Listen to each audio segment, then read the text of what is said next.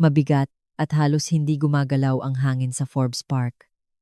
Mahigpit kong hinawakan ang kamay ng aking anak na si Zia, mas para sa aking kapanatagan kaysa sa kanya. Masaya siyang lumukso sa abuhing semento ng bangketa. Ang kanyang asul na damit ay umiindayog. Araw ng linggo iyon, at tulad ng nakasanayan, isang pagtatanghal sa teatro ng mga paimbabaw na pagpapakita, ang bahay ng aking biyenan. Isang maringal na apartment sa Dasmariñas Village na may amoy ng lumang-luma at pangkula ang entablado. Pupunta tayo para makita sina Lolo Chavit at Lola Small, di ba, mahal? Tanong ko, pilit na pinasasaya ang aking tinig. Oo, sagot niya. Taglay ang bulag na pananampalataya ng 12 taong gulang. Si Slater, ang aking asawa, ay nasa loob na. Nauna siyang dumating upang tulungan si Lolo Chavit sa pagkonekta ng cable box.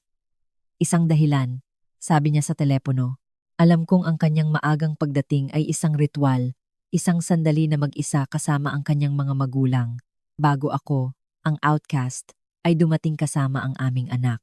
Si Alex ang nagbukas ng pinto, ang aking hipag. Ang kanyang ngiti ay isang manipis na guhit ng lipstick. Akala ko nawawala na kayo, sabi niya nang hindi umaalis sa pintuan.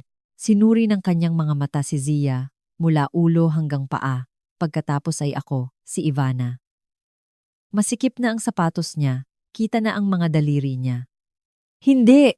Pagtatanggol ko! Gusto niya iyan. Lumampas ako sa kanya.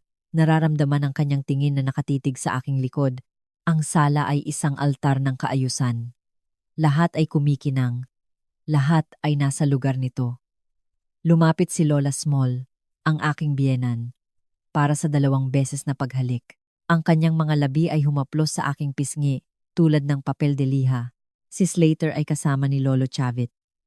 Mga bagay ng lalaki, anunsyo niya, na para bang nagpapaliwanag ng isang sagradong misteryo. Pagkatapos ay tiningnan niya si Zia. Bantayan mo siya, Ivana. Huwag niyang hawakan ang mga kristal na Swarovski. Ang huling naglilinis ay pinakinang ang mga ito, ngunit delikado sila. Si Lolo Chavit, mula sa kanyang trono, isang leather na upuan ay bahagya lamang nagtaas ng kamay bilang pagbati. Ang telebisyon, isang flat screen na kasing laki ng bintana, ay nagpapalabas ng isang laro. Ang volume nito ang kanyang pader. Noon pumasok si Alex, matagumpay. Hawak niya ang kamay ng kanyang anak na si Sofia, 3 taong gulang, bihis na parang isang duchess sa miniature. Ang aking anak ay ang Model Student of the Week, deklarasyon ni Alex. Nagsasalita ng malakas upang marinig ng lahat. At bilang gantimpala, dinalhan ko siya nito. Mula sa likod ng sofa, ay kinuha niya ang malaking kahon na may larawan ng isang manika na bahay na mukhang isang mansion. Hindi iyon laruan. Iyon ay isang deklarasyon ng intensyon. Barnisadong kahoy, miniature na kasangkapan na mukhang designer, LED lights. Isang obsenidad, walang pakialam na tiningnan ni Sofia ito. Si Zia, sa kabilang banda, ay binitiwan ng aking kamay. Ang kanyang mga mata ay nanlaki. Wow! Bulong niya, mesmerized. Oo, ang ganda. Di ba? Sofia? Nagsalita si Alex sa kanyang anak. Hindi pinansin ang akin. Para lang ito sa mga batang maingat. Para sa mga prinsesa. Si Zia, na pinasigla ng hindi mapigilang pagkamangha, ay nag-abot ng isang daliri. Gusto lang niyang ituro ang maliit na tsimenea. Hindi niya ito hahawakan. Alisin mo! Ang sigaw ni Alex ay isang latigo. Kinuha niya ang manika ni Zia, ang kasama niya sa pagtulog gabi-gabi, at inagaw ito. Hindi iyan hinahawakan. Hindi mo talaga siya tinuturuan, Ivana. Kay Sofia iyan. Si Zia ay namutla. Ang kanyang maliit na mukha ay namula at sumabog sa isang nakakawasak na iyak. Isang uri ng iyak na tila pinuputol ang kanyang kaluluwa. Nagulat akong tumayo. Alex, sa ngalan ng Diyos, tinitingnan lang niya. Ibalik mo sa kanya. Hayaan mo siyang matuto, sabi niya. Inilagay ang manika sa tuktok ng estante tulad ng isang tropyo.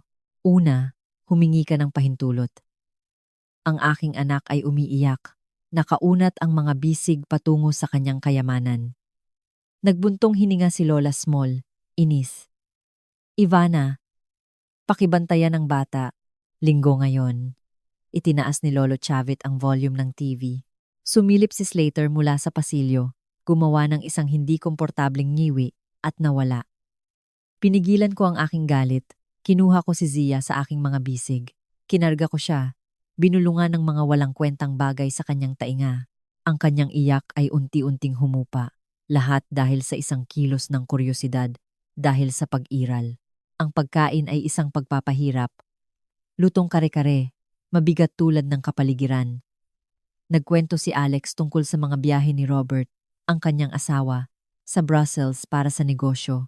Nagbigay ng opinyon si Lolo Chavit tungkol sa politika. Tumango si Slater.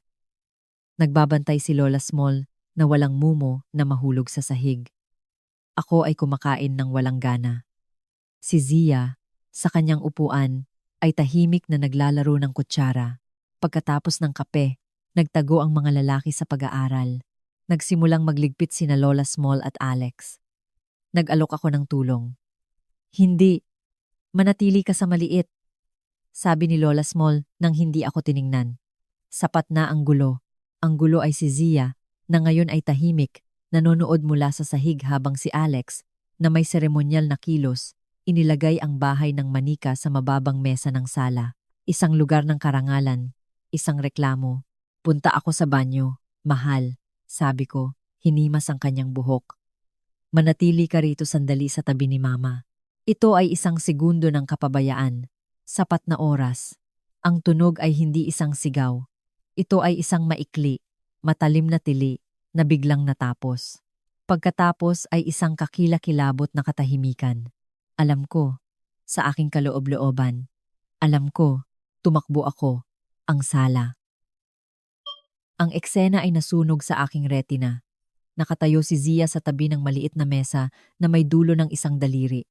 Dahan-dahan niyang hinahaplos ang bubong ng bahay ng manika. Si Alex ay nasa tabi niya. Hindi ko siya nakita na pumasok. Sa kamay ng aking hipag ay kumikinang ang lumang silver Italian coffee maker, ang ginagamit lang para sa importanteng bisita. Usok ang lumalabas sa tuktok nito. Singaw. Si Alex ay hindi mukhang galit. Ang kanyang mukha ay nakatuon. Kalmado. Tiningnan niya si Zia.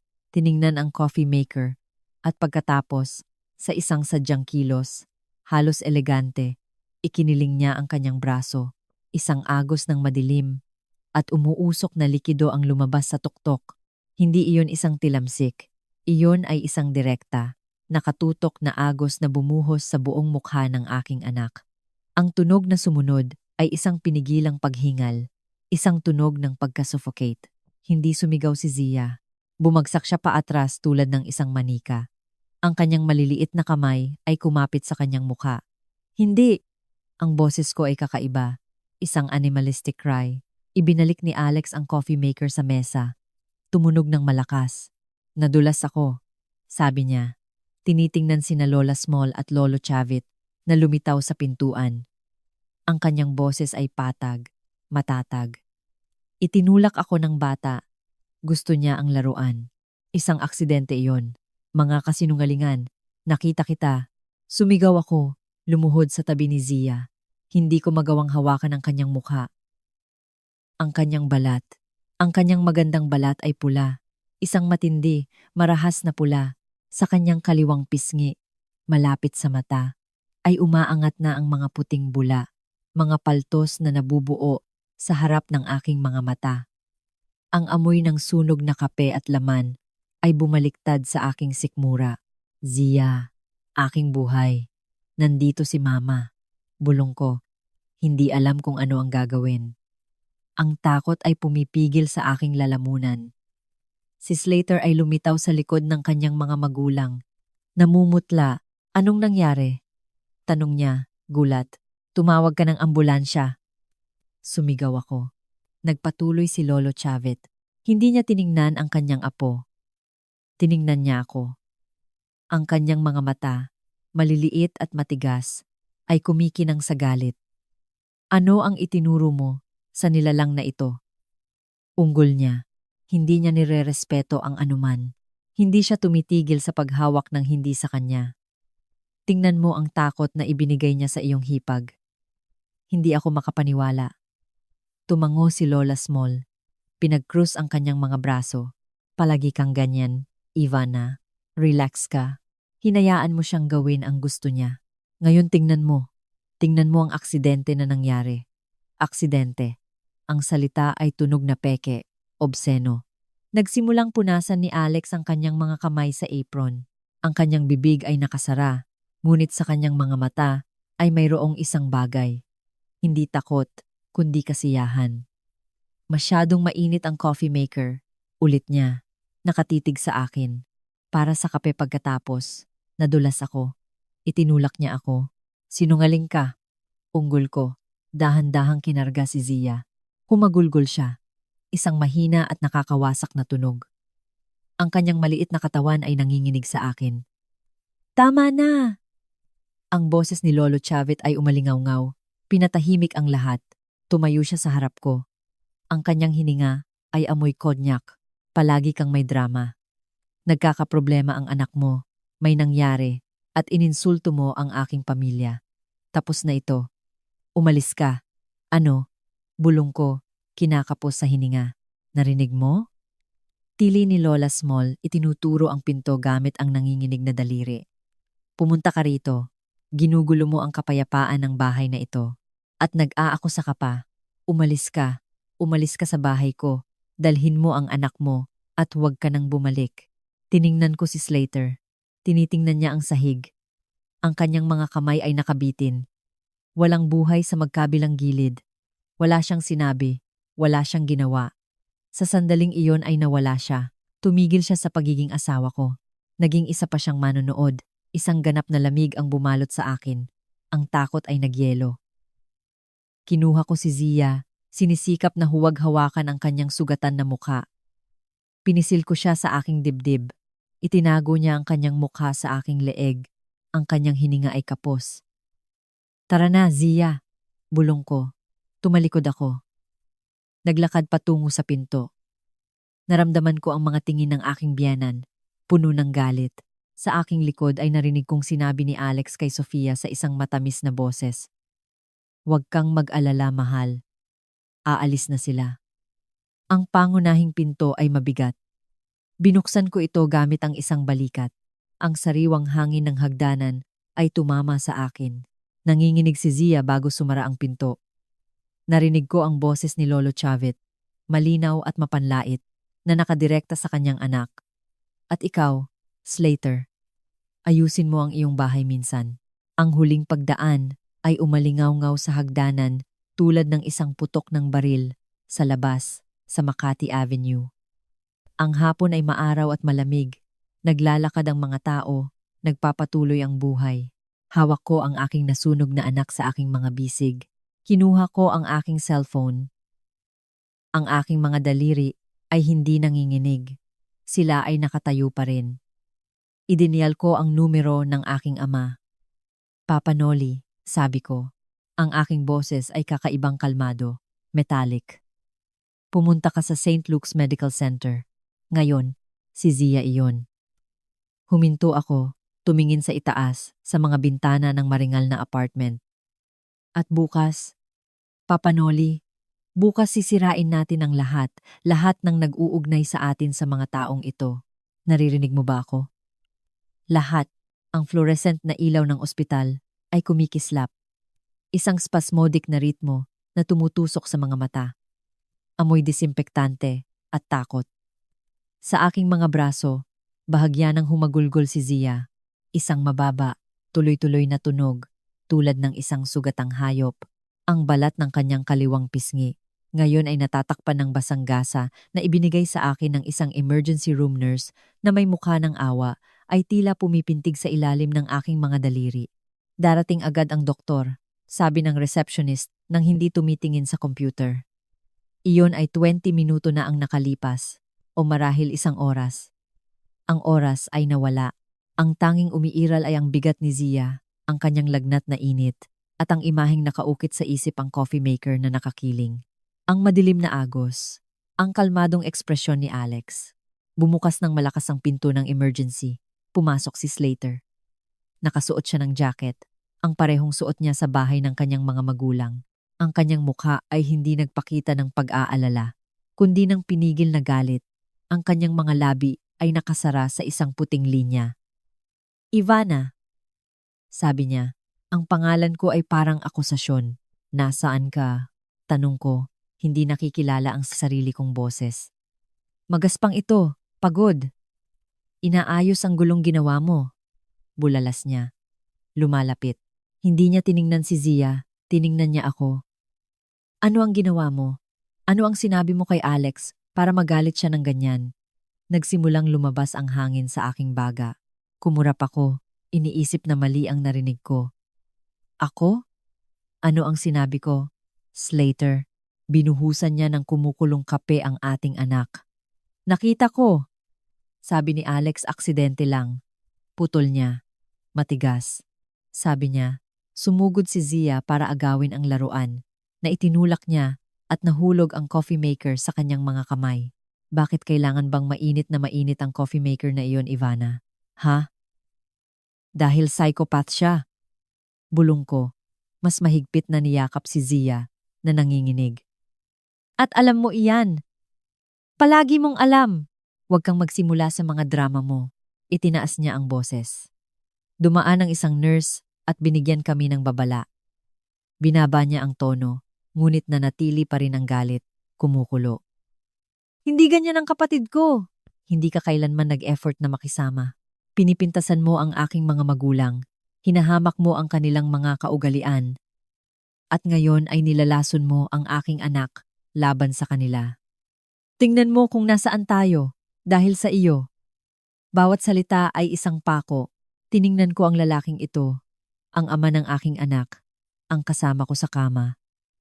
At ang nakikita ko lang ay isang estranghero na piniling manatili sa kanyang tabi sa sala ng kanyang mga magulang habang nasusunog ang kanyang anak. Ang kasalanan mo ay hindi mo ito pinigilan noon pa, sabi ko.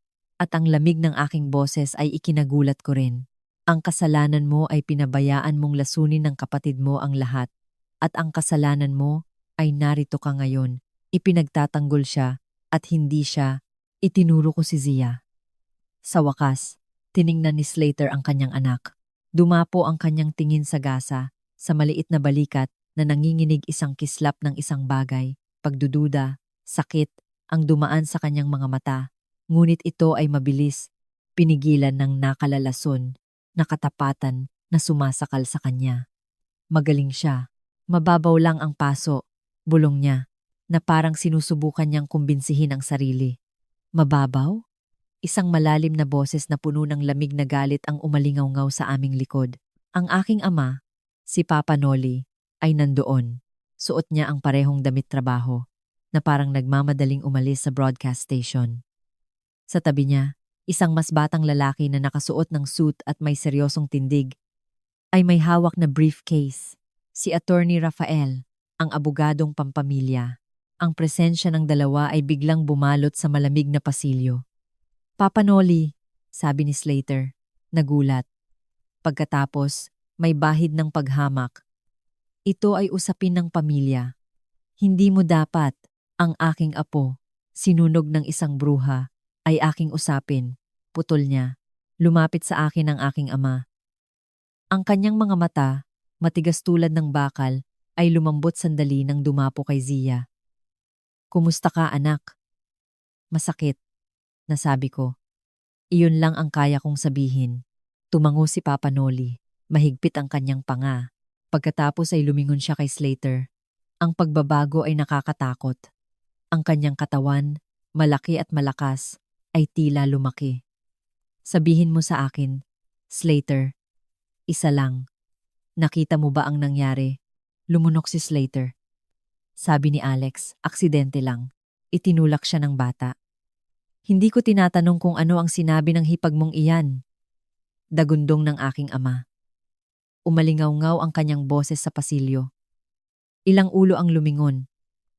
Tinatanong ko kung nakita mo. Nasa kwarto ka ba? Hindi, pero kung gayon, Manahimik ka, humakbang si Papa Noli. Inilagay ni Attorney Rafael, ang abogado, ang isang kamay sa kanyang braso bilang pag-iingat. Ngunit ipinagpag niya ito. Ilang taon ko nang nakikita kung paano nilalason ng babaeng iyon. Ang kapatid mo, ang iyong pamilya laban sa aking anak. Nakita ko iyan sa bawat Pasko, sa bawat kainan, at ikaw, isang lalaki, ay nagbulag-bulagan. Ngunit ito, itinuro niya si Zia gamit ang isang iling ng ulo. Ito na ang huling patak. Ito ay isang krimen. Aksidente lang iyon, giit ni Slater. Ngunit ang kanyang boses ay wala ng lakas. Tunog ito ng sirang record. Isang aksidente, pamamagitan ni Attorney Rafael, na may profesional na kalmado na bumuo sa tensyon ng kapaligiran. Binuksan niya ang kanyang briefcase at kumuha ng isang block. Ginoong Slater, ipaalam ko po sa inyo, ang pagbuhos ng kumukulong likido sa isang menor de edad, mayroon man o walang intensyon na saktan, ay maaaring bumuo ng isang krimen ng seryosong kapabayaan na pinsala bilang binakakaunti. Depende sa medical assessment, maaaring mas malala pa. Ang intensyon, syempre, ay mas mahirap patunayan, maliban kung may mga saksi. Iniwan niya ang huling pangungusap habang nakatitig kay Slater. Binabantaan mo ba ako? Hiyaw ni Slater, ibinaling kay Attorney Rafael ang galit na hindi niya magawang idirekta sa aking ama. Ipinapaalam ko po sa inyo, pagwawasto ni Attorney Rafael ng mahinahon. Ang inyong anak ay nasugatan. Ang inyong asawa ay saksi sa mga pangyayari na sumasalungat sa bersyon ng inyong kapatid. Hindi kayo. Maging maingat sa kung saan ninyo gustong mapunta kapag kumuha ng pahayag ang pulisya. Ang pulisya? Bulong ni Slater, namumutla. Sa unang pagkakataon, may katulad ng takot ang lumitaw sa kanyang mga mata. Hindi iyon takot para kay Zia, kundi takot para sa mga kahihinatnan, para sa iskandalo. Sa sandaling iyon, bumukas ang pinto ng examination room. Lumabas ang isang dalagang babae na nakasuot ng puting gown at ang buhok ay nakapusod. May suot siyang salamin na nagpapaliit ng kanyang mukha. Ang kanyang mga mata, gayunpaman, ay matalim at pagod. Pamilya ni Zia Alawi? Tanong niya. Oo, sabay naming sabi ni Slater. Lumapit. Tiningnan kami ng doktor. Pagkatapos ay itinuon ang kanyang atensyon sa akin. Sino ang may hawak sa bata? Ako si Doktora Ruiz. Pakidala po siya. Sinundan namin siya sa isang maliit, puting silid. Nanatili si Slater malapit sa pinto, parang isang estranghero. Pinahiga ko si Zia sa stretcher. Umiyak siya, natakot. Nagsuot ng guwantes ang doktor at, sa isang delikadesa na sumasalungat sa kanyang matigas na ekspresyon, nagsimulang alisin ang gasa. Pinigilan ko ang aking hininga. Sa ilalim ng gasa, ang balat ay namumula. Kumikinang isang malaking lugar, mula sa sentido hanggang sa baba, dumadaan sa pisngi. Sa gitna, malapit sa ibabang takip ng mata, ay may mas madilim na lugar kung saan pumutok ang mga paltos. Nagiiwan ng basa at pulang ibabaw. Mas malala pa ito kaysa sa naalala ko. Tahimik na sinuri ng doktor. Dahan-dahang kinakapa ang mga gilid. Naglagay siya ng malamig na pamahid na nagpanginig kay Zia. Pagkatapos ay tiningnan niya ako. Ito ay isang second degree, malalim na thermal burn. Napakainit ng likido. At ang oras ng contact, sa kabutihang palad, ay maikli. Kung hindi, magiging third degree at operasyon ang pinag-uusapan natin. At ang pilat? Tanong ko. Nakabuhol ang lalamunan. Bumuntong hininga ang doktor. Ito ay isang buntong hininga ng isang nagbigay ng balita ng maraming beses. Magkakaroon ng marka sa isang maliit na bata na may napakanipis na balat at sa bahagi ng mukha. Oo, magkakaroon ng pilat. Sa paglipas ng panahon, sa tamang paggamot, ito ay maaaring mabawasan ng malaki. Ngunit hindi ito mawawala ng tuluyan. Ang mundo ay bumagsak. Kinapitan ko ang gilid ng stretcher upang hindi mahulog. Isang marka sa kanyang maliit na mukha, magpakailanman. Ang pisikal na paalala araw-araw ng nangyari, ng kasamaan ni Alex, ng kaduwagan ni Slater, ng aking kabiguan na protektahan siya. Naiintindihan mo ba? Tanong ng doktor, nakatingin sa aking mga mata.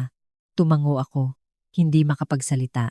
Bibigyan namin siya ng gamot para sa sakit at isang antibiotic ointment. Kailangan mong ilagay ito 3 beses sa isang araw at bantayan ng lagnat. Kailangan niya ng regular na check-up sa pediatric plastic surgeon. Salamat, bulong ko. Si Slater, mula sa pinto, ay tahimik na nakinig. Ang kanyang mukha ay batong-bato, isang pilat magpakailanman. Opo, Ginoo, kumpirma ng doktor, nakadirekta sa kanya ng propesyonal na lamig. Magpakailanman, ang aking ama, si Papa Noli, na nakasunod sa usapan mula sa labas, ay pumasok sa silid. Ang kanyang tingin na nakatitig kay Slater ay maaaring nakatunaw ng bakal. Naririnig mo ba? Sabi niya. Bawat salita ay puno ng lason. Ang iyong anak ay dadalhin sa kanyang mukha araw-araw ng kanyang buhay ang pirma ng iyong kapatid. Tatawagin mo pa ba itong aksidente, Slater? Binuka ni Slater ang kanyang bibig, ngunit walang lumabas na tunog. Mukha siyang isda sa labas ng tubig. Ang realidad, malamig at medikal, ay sa wakas ay bumulusok sa kanyang baluti ng pagtanggi. Noon tumayo si Papa Noli. Hindi siya nakadirekta sa akin o kay Slater. Nagsalita siya para sa silid, para sa doktor, para sa mundo. Makinig kayong lahat, sabi niya, at ang kanyang boses ay hindi isang sigaw. Ito ay isang matatag, malinaw na deklarasyon na kaukit sa granito. Mula sa sandaling ito, si Noli Campos at ang buong pamilya ko ay puputulin ang anumang ugnayan, anumang relasyon, anumang kontak sa pamilya ni Slater Young. Ayokong makita sila, ayokong malaman ang tungkol sa kanila. Huwag silang kailanman lumapit sa aking anak o sa aking apo. Ang nangyari ngayon ay hindi aksidente, ito ay isang pag-atake. At ang sinumang nagprotekta dito ay kasing may sala ng gumawa nito. Direkta siyang tumingin kay Slater. Ikaw ang pumili, ngunit pinili mo na, di ba? Nang manatili ka roon na naglilinis ng gulo, pinili mo na. Lalo pang namutla si Slater. Ang kanyang mga kamao ay humigpit sa magkabilang gilid. Tiningnan niya si Zia sa stretcher na nakabenda ang pisngi. Pagkatapos ay tiningnan niya ako. Sa kanyang mga mata ay nakita ko ang maraming bagay galit, pagkabigo, takot. Ngunit hindi ko nakita ang pagsisisi, hindi ko nakita ang pag-ibig. Ito ay kabaliwan, bulong niya. Sisirain mo ang pamilya. Sinira mo na. Putol ko. Sa wakas ay natagpuan ang aking boses. Nang pinabayaan mong masunog ang mukha ng iyong anak, ito ang huling patak.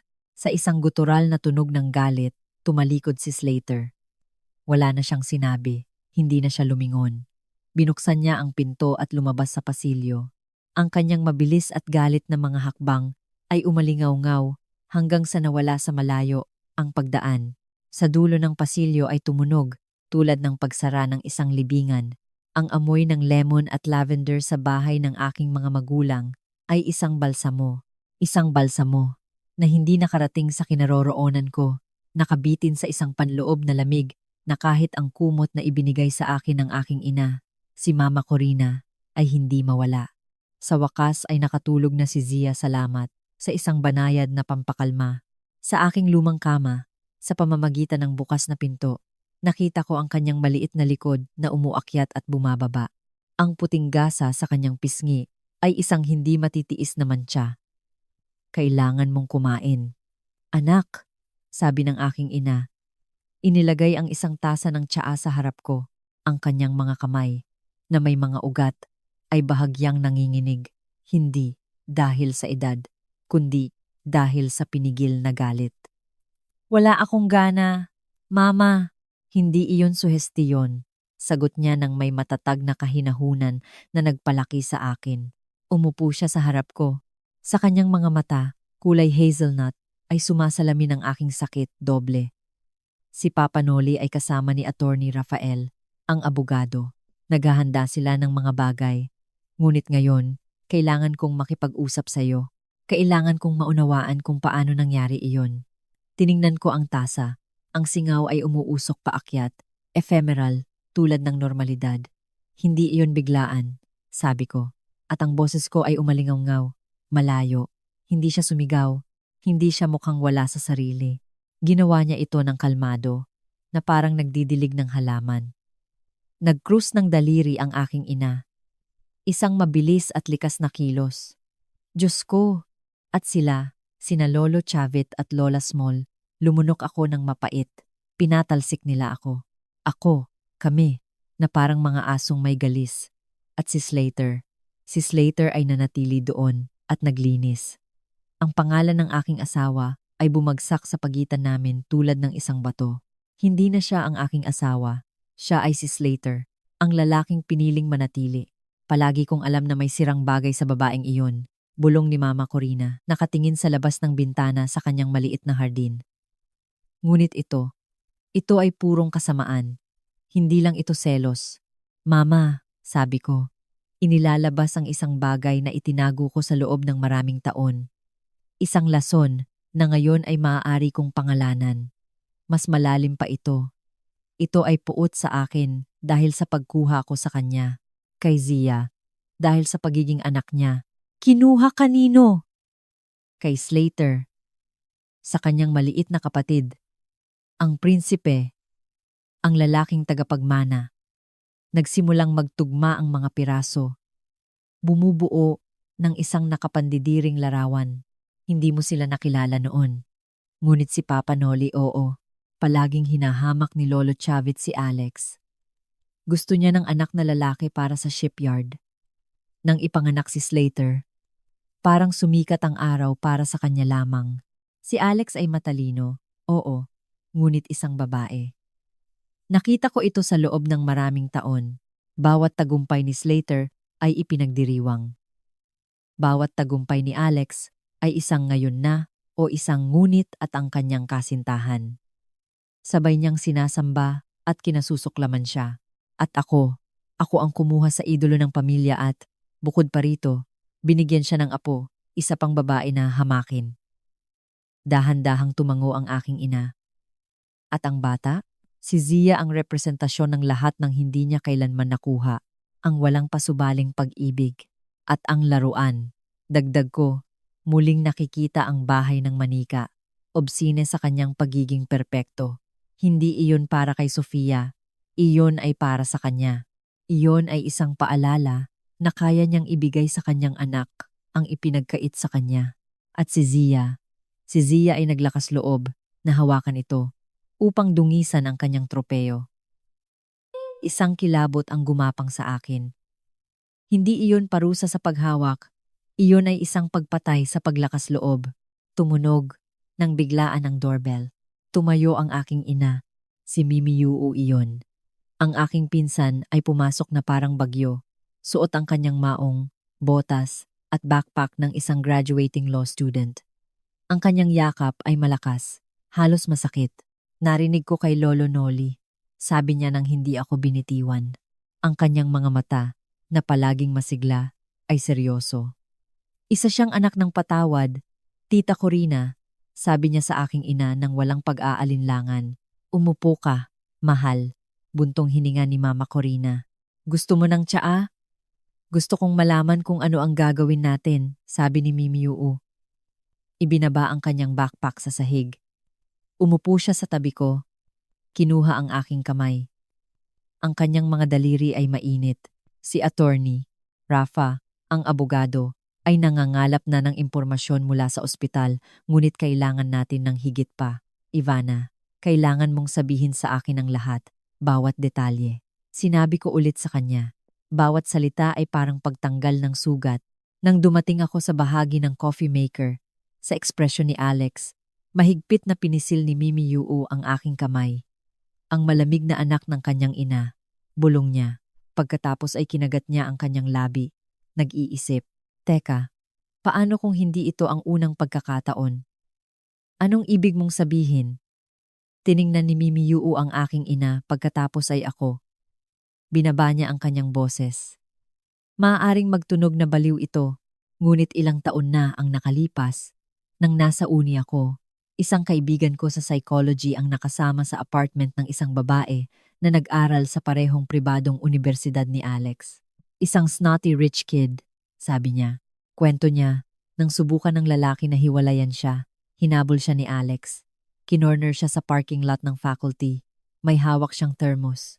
Sinabi niya na kung hindi siya babalik sa kanya, bubuhusan niya ng battery acid ang mukha nito. Huminto si Mimi Yu. Hinayaan ng mga salita na lumapag.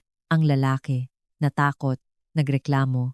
Ngunit ang mga magulang ni Alex ay gumalaw ng mga koneksyon, maraming koneksyon. Inayos nila ang lahat. Pera, banta, hindi alam. Nawala ang reklamo at pinilit si Alex na mag-aral ng negosyo at huwag nang magpakababa. Ang sumunod na katahimikan ay makapal. Ang aking ina ay nakatakip ang kamay sa kanyang bibig. Ang naiisip ko lang ay ang umuusok na likido na bumabagsak sa mukha ng aking anak. Hindi iyon kape, maaari sanang acid. Ang parehong lamig, ang parehong intensyon na markahan, upang saktan, upang angkinin. At ang lalaking iyon? Tanong ko. Namamaos ang boses. Nagpalit siya ng universidad, umalis siya sa Manila. Nawalan ng bakas ang kaibigan ko. Kinuha ni Mimi Yu ang kanyang telepono, pero naalala ko ang pangalan. Daniel. Daniel Mendoza. Maaari kong subukang hanapin siya. Kung handa siyang magreklamo, marahil ngayon, sa nangyari, maaari siyang maging saksi sa kanyang pagkatao. Tapos ng aking ina, nanginginig ang boses. Kung ano ang kaya niyang gawin, bala-balita lang iyan noon, Ivana, babala ni Mimi Yu. Nakikita ang pag-asa na nagliliyab sa aking mga mata. Mahirap patunayan, ngunit ito ay isang simula at sa ngayon, kailangan natin ang lahat ng simula na mayroon tayo. Ang aking cellphone, na tahimik na nakalagay sa mesa, ay nag-vibrate isang mensahe, isang hindi kilalang numero. Binuksan ko ito. Walang text, larawan lang. Isang close-up na larawan ng bahay manika, buo, kumikinang, muling inilagay sa gitna ng mesa ng aking mga biyenan. Ang sikat ng araw sa hapon ay nagpapakinang sa maliliit na bintana. Ito ay isang larawan ng ganap na normalidad, ng tagumpay. Sa ilalim ng larawan, dumating ang pangalawang mensahe, ilang segundo pagkatapos. 3 salita lang. Karapat-dapat siya. Ang dugo ay nagyelo sa aking mga ugat. Ipinakita ko ang screen kina Mimi Yu at sa aking ina. Nawala ang kulay sa mukha ni Mama Corina. Sino ito? Tanong ni Mimi Yu. Kinuha ang telepono. Hindi ko alam. Hindi kilalang numero. Maaaring siya. Maaaring sinuman sa kanila. Tiningnan ko ang aking ina. Kailangan kong tumawag sa pulis ngayon. Ito ay harassment. Ito ay banta. Oo, tumawag ka, sabi ng aking ina, matatag, at isave mo iyan, lahat ng ebidensya. Sa nanginginig na mga kamay, dinayal ko ang 911. Ipinaliwanag ko ng maikli hanggat maaari ang nangyari sa tanghalian. Ang paso. At ngayon, ang anonymous na mensahe. Ang opisyal sa kabilang linya ay kumuha ng tala ng may propesyonal ngunit malayo ang boses. Sinabi niya na magpapadala sila ng patrol para kumuha ng pahayag ngunit para sa isang mensahe lang nang walang malinaw na banta. Limitado ang mga opsyon. Pinayuhan niya akong i-block ang numero at isave ang mga ebidensya. Nagbaba ako ng telepono, nararamdaman ang mas matinding kahinaan kaysa dati. Walang silbi, bulong ko, nawalan ng pag-asa. May silbi, pagwawasto ni Mimi Yu. Nagbibigay ito ng president, isang history. Sige, Ivana, ipagpatuloy natin ang ating plano. Ang ating plano. Ano iyon? Paghihiganti. Hustisya. Ang nararamdaman ko lang ay isang walang hanggang pagod. Kailangan ko ng paliligo. Kailangan kong matulog. Kailangan kong mawala ang sakit ng aking anak. Sinisiyasat ko kung gumagana ang online banking. Sabi ko, mas para may gawin kaysa sa anuman. Sinubukan kong magbayad ng gas gamit ang card, ilang araw na ang nakalipas at hindi ito gumana. Akala ko isang error lang iyon. Binuksan ko ang app sa cellphone. Inilagay ko ang aking mga password. Pumasok ako sa joint account, ang ginagamit namin ni Slater para sa mga gastos sa bahay. Ang mortgage, ang daycare. Nag-load ang screen at naging blanco. Hindi blanco. Ipinakita nito ang balanse. 0. Kumurap ako. Nag-reload muli. Wala. 0. Ano ang nangyari? Tanong ni Mimi Yu. Nabahala sa aking ekspresyon. Ang account. Nauutal ako. Walang laman. Walang laman? Paano? Lumapit ang aking ina. I'm zero. Pumasok ako sa history ng mga transaksyon. Ang mga nakaraang araw ay nagpakita ng normal na withdrawals ang supermarket, ang gasolinahan, at pagkatapos, isang transaksyon lang, ginawa kahapon ng hapon. Isang transfer ng buong balanse, 1,120,000, na inilipat sa ibang account. Isang account na hindi ko nakilala, ngunit ang pangalan ng may-ari ay lumitaw na may mga inisyal na S, Y, C, Slater Young Campus. Binakante niya ito. Kinabukasan pagkatapos na pasuin ng kanyang kapatid ang mukha ng aming anak, pumunta siya sa bangko o nag-online at inilipat ang bawat sentimo sa kanyang personal na account. Ang aming seguridad, ang pera para sa mortgage, para sa daycare, para sa mga paggamot ni Zia. Naglaho. Isang kakaibang tunog ang lumabas sa aking lalamunan. Hindi ito iyak. Ito ay isang tuyong tawa, desperado. Kinuha niya ang pera. Sabi ko, nakatingin sa aking ina. At kay Mimi Yu, wala nang natira. Ipiningot ni Mama Corina ang kanyang mga mata na parang nakatanggap ng pisikal na suntok. Nagmura si Mimi Yu ng mahina na may kahanga-hangang pagkamalikhain. Ito ay para iwanan kang walang mapagkukunan, sabi niya sa wakas ng malamig at analytical, upang umasa ka sa kanya o upang sumuko ka. Ito ay isang maduming taktika, napakadumi. Tiningnan ko ang screen. Ang mga numero 0 na tila nangungutya sa akin. Pagkatapos ay tiningnan ko ang kwarto kung saan natutulog ang aking anak na nakabenda ang mukha. Ang galit, ang malamig na galit na nagsimulang bumuo sa ospital. Ito ay tumigas. Nagbago sa isang matigas, matalim, at determinado na bagay. Hindi na ako natatakot, hindi na ako nasasaktan. Ako ay nasa digmaan. Kinuha ko ang telepono hindi para tawagan ng pulis. Idiniyal ko ang numero ng aking ama. Papa Noli, sabi ko. At ang boses ko ay hindi na nanginginig. Ito ay patag, matatag. Binakante ni Slater ang joint account, lahat. Kailangan kong si attorney, Rafael, bukod sa iba pa, ay simulan agad ang mga proseso ng separation at kailangan kong maghanap ng trabaho. Dumating ang tawag ng alas, 7 ng umaga, isang paulit-ulit na pagring na tumagos sa aking magulo na pagtulog. Kinuha ko ang telepono, malabo ang paningin. Ito ay isang hindi kilalang numero, karaniwan na sa mga panahong ito. Hello? Bulong ko, malakas ang boses. Ivana. Ito ang boses ni Slater, patag, walang emosyon, na parang nakikipag-usap sa isang teleoperator. Patay na ang nanay ko, nawala agad ang antok. Umupo ako sa kama. Sa tabi, mahimbing na natutulog si Zia. Ang kanyang nakabenda na pisngi ay halos hindi nakikita sa unan. Ano? Si Lola Small? Kailan? Kagabi. Massive heart attack sa kwarto niya. Huminto siya. Narinig ko ang kanyang paghinga. Kontrolado. Sukat. Ang libing ay ngayon alas 5 sa San Sebastian Church. Hindi niya sinabi, dapat kang dumating. Hindi niya sinabi para kay Zia. Basta ibinaba niya ang impormasyon na parang naghuhulog ng administrative paperwork. Slater, patawad, nasabi ko.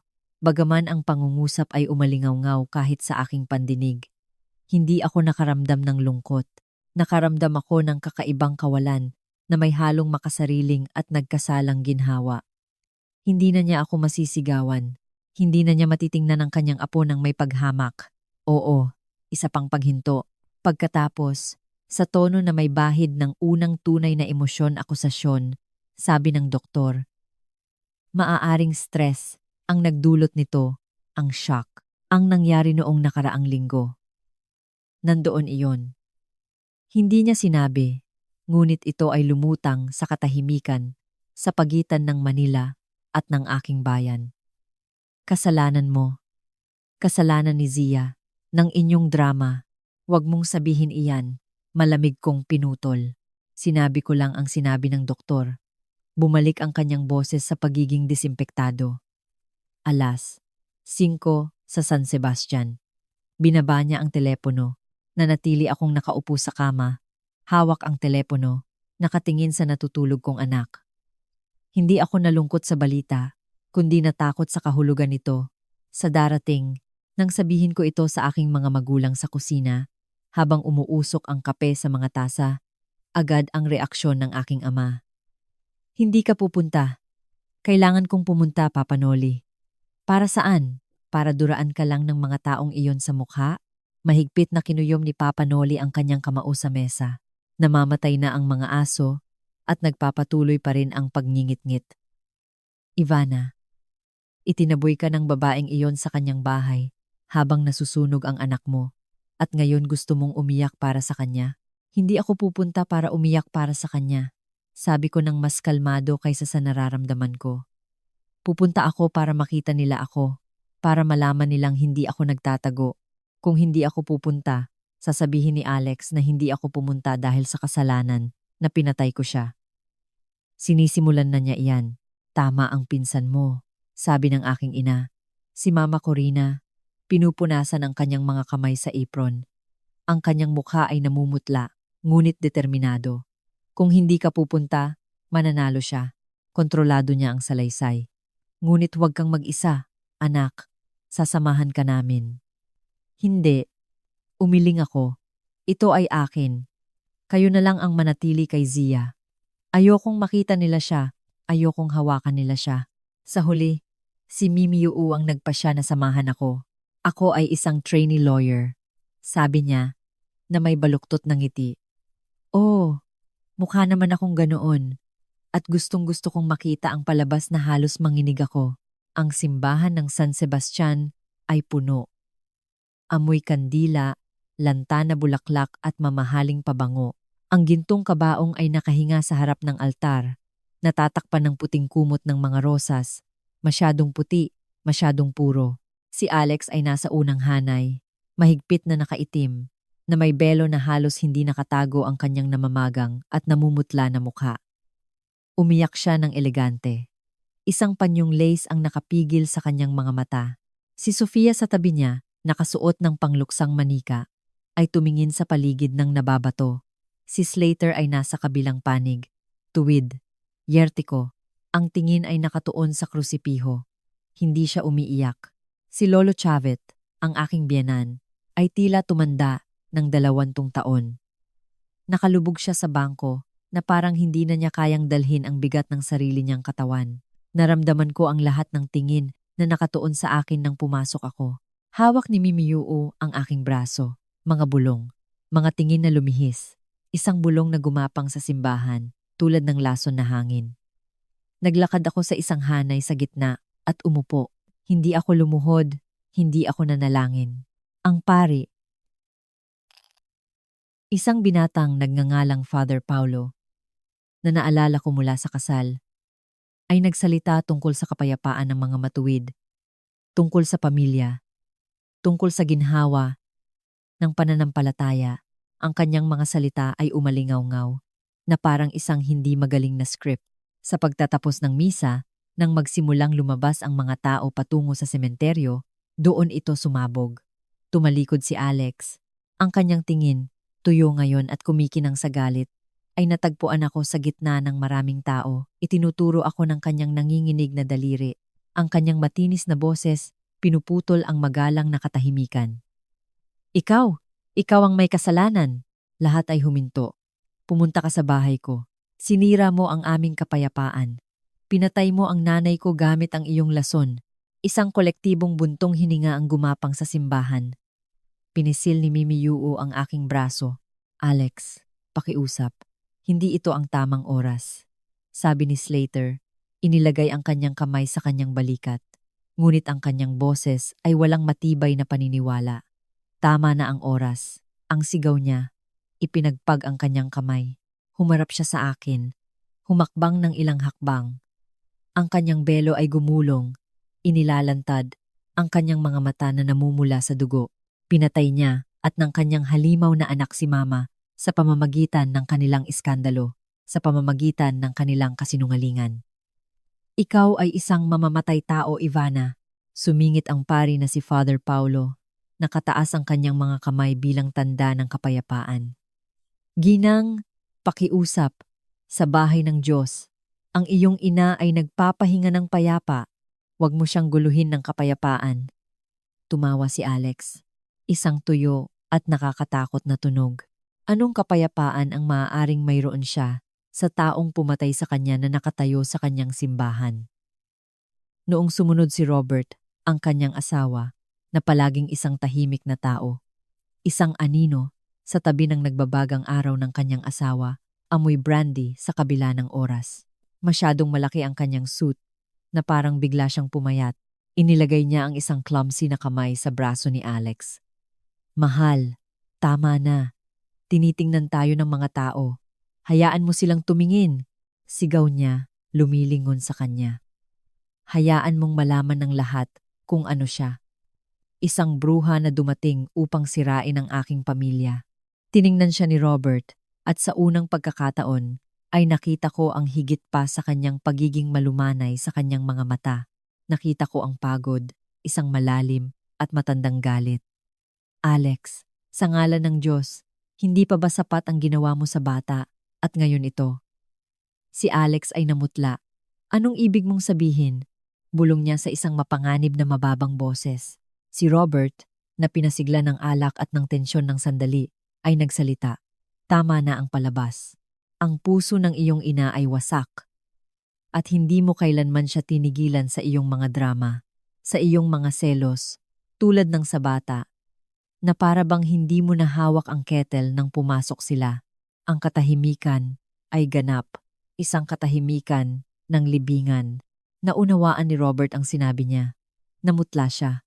Tiningnan siya ni Alex na parang ngayon lang niya siya nakita at hindi niya gusto ang nakita niya.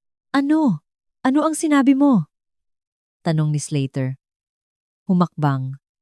Ang kanyang tingin ay lumipat mula kay Robert patungo kay Alex. Wala. Bulong ni Robert. Ibinaba ang kanyang ulo. Wala akong sinabi. Gulong-gulo ako. Ngunit huli na ang lahat. Sinabi niya ang mga salita na para bang hindi mo nahawak ang kettle nang pumasok sila. Hindi aksidente, hindi nadulas. Hawak na niya ang coffee maker. Handa na siya. Ang puso ko ay bumibilis nang akala ko ay lalabas na ito sa aking dibdib. Nang walang pag-iisip, halos likas, inilagay ko ang aking kamay sa bulsa ng aking coat. Kinuha ko ito ng palihim. Ang screen ay nakaharap sa aking katawan. Gamit ang aking hinlalaki, hinanap ko ng bulag ang recording app. Binuksan ko ito. Pinindot ko ang record. Ang maliit na pulang ilaw ay hindi nakikita ng lahat maliban sa akin. Robert, manahimik ka, bulong ni Alex. Muling nakuha ang kanyang pagkakumpirma. Isang maskara ng teatral na sakit ang bumalik sa kanyang mukha. Lasing ka at nagsasabi ka ng kalokohan. Namatay si Mama sa sakit na idinulot niya sa amin. At itinuro niya ako muli. Sinusubukan ng pari na si Father Paulo na pakalmahin ang mga damdamin. Hinila si Robert sa braso.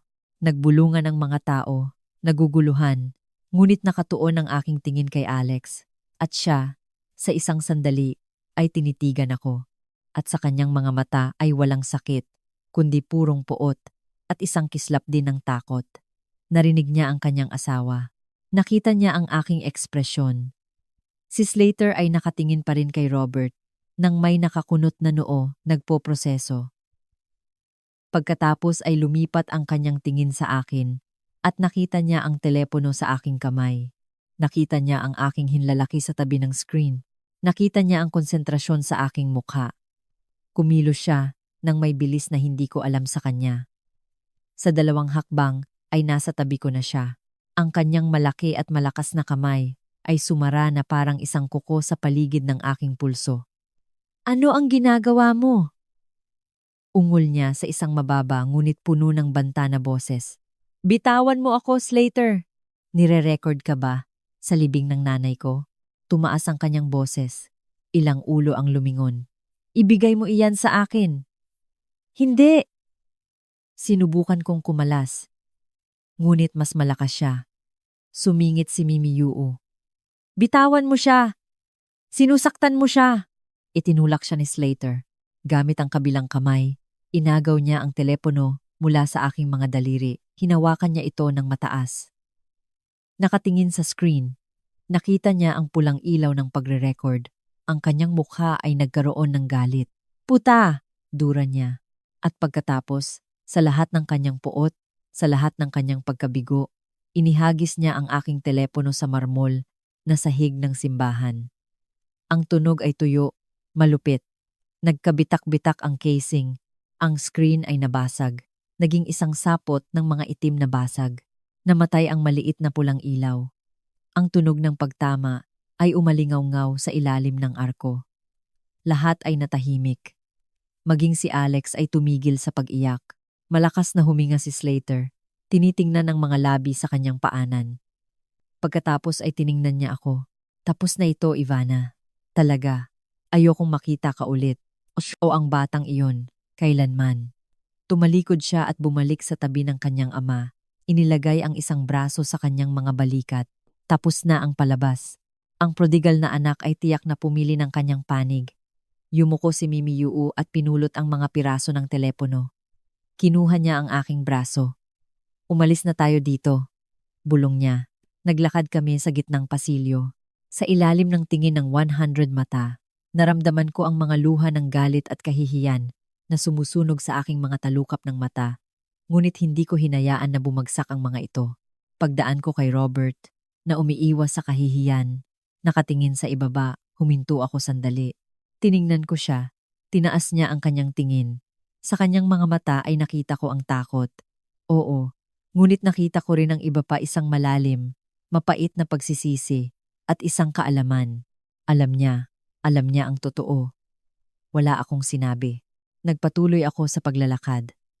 Sa labas, ang malamig na hangin ng hapon ay tumama sa aking mukha. Ang aking ebidensya ay nasira sa kamay ni Mimi Yuu, ngunit may nakuha ako. Mayroon akong saksi, isang saksi na lasing at natakot. Naglabas siya ng katotohanan sa harap ng kalahati ng mundo. At ang pinakamahalaga, ngayon alam ko na. Walang pag-aalinlangan na ito ay pinlano. Nagpakulo si Alex ng tubig.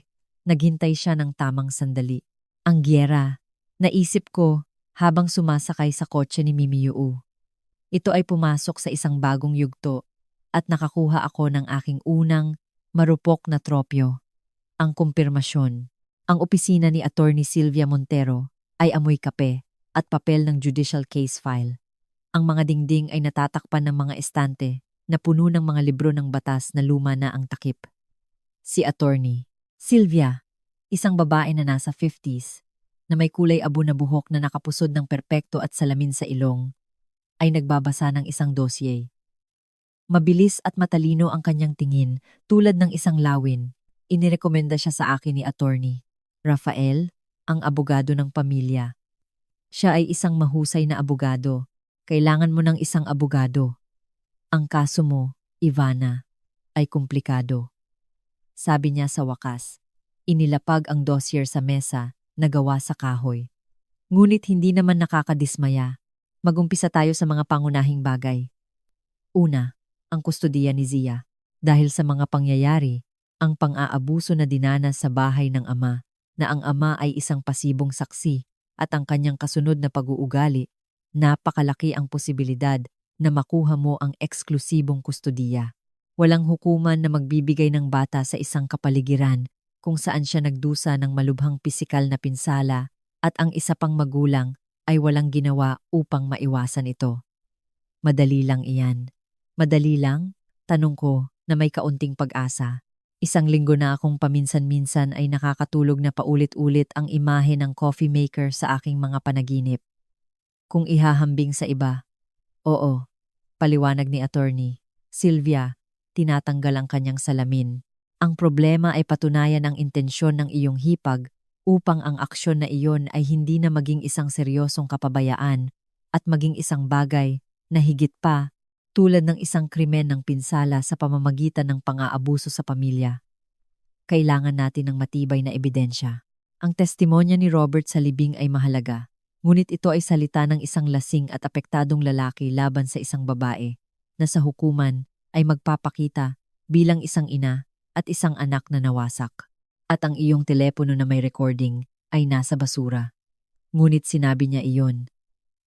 Maraming tao ang nakarinig nito at tatanggihan niya iyon. Tinanggihan na niya iyon. Kumuha si attorney Sylvia ng isang pahina mula sa isang folder.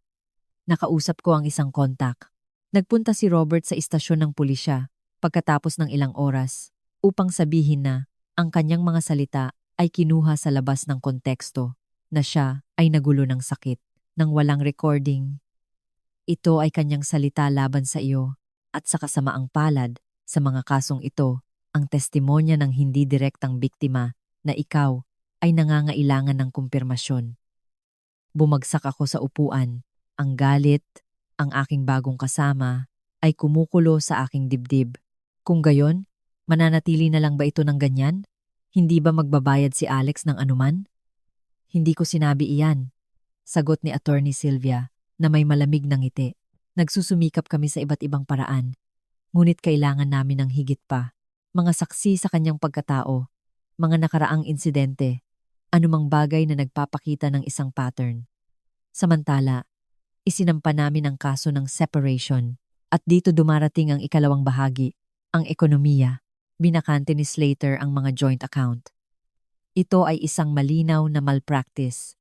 Hindi ito magugustuhan ng hukom. Hihingi kami ng child support para kay Zia na naaayon sa kanyang kita at isang compensatory allowance para sa iyo. Iniwan mo ang iyong trabaho para alagaan ang bata. Ang iyong kakayahang pinansyal ay nabawasan at sa mga medikal at psikolohikal na gastos na darating. Psikolohikal, ang iyong anak ay nagdusa ng matinding trauma, Ivana. Hindi lang ang pilat, sa kalaunan ay kakailanganin niya ng tulong at iyon ay nagkakahalaga ng pera na babayaran niya. Ang kanyang tono ay walang awa, nakakapanatag sa kanyang katigasan. Naghain ako ng precautionary measure upang maibalik ang mga pondo at mablock ang posibilidad na maibenta ang community property. Ang pre-trial hearing ay sa susunod na linggo. Siya at ang kanyang abogado ay kailangang umupo doon. At ikaw din. Ang ideya na makita siyang muli, na umupo sa parehong mesa, ay bumaliktad sa aking sikmura. Paano kung hindi siya dumating? Darating siya. Marami siyang mawawala. Sumandal si attorney Sylvia sa kanyang upuan. Ngayon, bigyan mo ako ng lakas. Naisip mo na ba kung ano ang gagawin mo? Trabaho, tirahan. Mananatili ako sa bahay ng aking mga magulang sa ngayon at kailangan kong maghanap ng trabaho kahit ano. Mabuti, magpakita ng inisyatiba. Gusto iyon ng hukom. Isinuot niya muli ang kanyang salamin. Ang appointment ay sa Huwebes, alas 11 sa Metropolitan Trial Court Branch 15. Huwag kang mahuli at magsuot ka ng seryosong damit, ngunit hindi mahina malakas. Lumabas ako sa kanyang opisina na puno ng legal na artikulo ang ulo at may buhol ng pagkabalisa sa sikmura. Ang legal na labanan ay isa pang hayop, mabagal at puno ng teknikalidad, ngunit hindi bababa sa ngayon ay mayroon akong kasama sa aking trench na marunong lumaban. Noong Huwebes, ang korte ay puno ng tao na may malungkot na mukha at mga kaso sa ilalim ng braso. Dumating ako ng 10 minuto bago ang oras kasama si Attorney Sylvia. Siya ay malinis na nakasuot ng kulay abong pantalon at blazer. Ako ay nakasuot ng simpleng itim na damit, nakapusod ang buhok malakas, hindi mahina. Ang silid ng pagdinig ay mas maliit kaysa sa akala ko, gawa sa madilim na kahoy at amoy alikabok. Si Slater ay nandoon na, nakaupo sa isang mesa. Hindi siya nag-iisa. Sa tabi niya, bukod sa isang lalaki na nakasuot ng suit at may nababagot na ekspresyon na akala ko ay ang kanyang abogado, ay nandoon si Claudia. Si Claudia mula sa accounting, ang aking kasamahan sa mabilis na almusal at pagrereklamo tungkol sa boss. Ang palaging nagtatanong sa akin tungkol kay Zia, nang may matamis na ngiti. Hawak niya ang kamay ni Slater. Tumigil ang mundo sandali. Mahinang tinapik ako ni Attorney Sylvia sa siko. Kalma. Huwag mo siyang bigyan ng kasiyahan. Naglakad ako sa aming mesa sa tapat ng kanila. Hindi ako tiningnan ni Slater. Nakatingin siya sa unahan. Mahigpit ang panga. Si Claudia, sa kabilang banda, ay mabilis na tumingin sa akin sa pagitan ng kahihiyan at paghamon bago ibaba ang kanyang mga mata. May suot siyang kuwintas na ipinakita ko sa kanya isang regalo mula kay Slater. Walang duda. Ang hukom, isang lalaki na nasa edad na may ekspresyon ng pagod na, ay pumasok at tumayo kaming lahat. Ang pagdinig ay isang palitan ng tuyong mga parirala, ang abogado ni Slater. Isang lalaki na nagngangalang Attorney Bermudez ay nagsalita tungkol sa mga paghihirap sa pag-aasawa, tungkol sa pagpapalaki ng mga hindi magandang pangyayari, at tungkol sa ekonomikal na katatagan na maaaring ibigay ng kanyang kliyente. Si Attorney Sylvia ay isang latigo. Nag-cite siya ng mga artikulo, binanggit ang hindi direktang karahasan sa tahanan, pagpapabaya sa responsibilidad ng magulang, at napatunayang panganib sa menor de edad. Ang salitang paso ay umalingaw-ngaw ng ilang beses sa maliit na silid. Ang hukom ay kumuha ng tala, walang emosyon. Pagkatapos ay nagsalita siya, ipinagkaloob ang precautionary measure sa mga ari-arian. Inutusan niya si Slater na magdeposito ng pansamantalang halaga sa isang account para sa mga gastos ng bata. Nagtatag siya ng pansamantalang alimony. Lahat ay napaka-teknikal, napakalamig. Tumango si Slater. Nakatingin sa isang punto sa dingding. Paglabas namin sa maalikabok at maingay na pasilyo, lumapit si Slater. Si Claudia ay nanatili sa likod niya, parang isang tapat na anino. Nakuha mo na ang gusto mo, sabi niya, nang walang pasubali. Gusto ko ng hustisya, Slater. Hindi ito hustisya, ito ay papel trabaho. Ayoko na ng away, patuloy niya. Hindi pinansin ang aking komento. Hihingi ako ng divorce by mutual consent. Kung makatuwiran ka, kung hindi ay magiging contested, at magiging mahaba at mahal para sa ating dalawa. Huwag mo akong bantaan, sabi ko, pinananatiling mababa ang boses. Wala ka nang maibanta sa akin. Noon si Claudia, marahil ay gustong ipakita ang kanyang kapaki-pakinabang, marahil ay gustong markahan ang teritoryo, ay sumingit. Binuksan niya ang kanyang napakamahal na designer bag para kumuha ng panyo at, sa paggawa nito, may lumabas at nahulog sa sahig. Ilang papel na may clip ang nakakalat sa aking paanan bago pa siya makareact. Nakita ko na ang mga ito. Hindi sila bills, kundi isang medical report. Nakilala ko ang letterhead ng St. Luke's Medical Center at ang pangalang Zia Alawi Campos. At sa ibaba, isang preliminary psychological report na may selyo na hindi ko kilala. Ano iyan? Tanong ko. Namutla. Bakit mo hawak ang report ng anak ko? Namula si Claudia na parang kamatis. Yumuko siya upang mabilis na pulutin ang mga papel. Ito ay isang kopya. Ibinigay sa akin ni Slater para maunawaan ang sitwasyon. Para maunawaan ang sitwasyon? Inulit ko. Bawat salita ay puno ng yelo. Tiningnan ko si Slater. Umiiwas siya sa aking tingin. Ang medical reports ay kumpidensyal. Ang mga magulang at doktor lang ang mayroon nito. Paano mo nakuha ang mga ito? May mga kontak ako. Bulong ni Slater. Mapaghamon. Gusto kong malaman ang lahat ng may kinalaman sa anak ko. Hindi ito malaman ng lahat. Ito ay paniniktik. Si Attorney Sylvia, na nagmamasid sa eksena, ay sumingit. Ang pagpapanatili ng kopya ng medical reports nang walang pahintulot ng kabilang magulang, lalo na sa isang proseso ng separation, ay isang gravest na panghihimasok at isang krimen ng pagtuklas at pagbubunyag ng mga sikreto.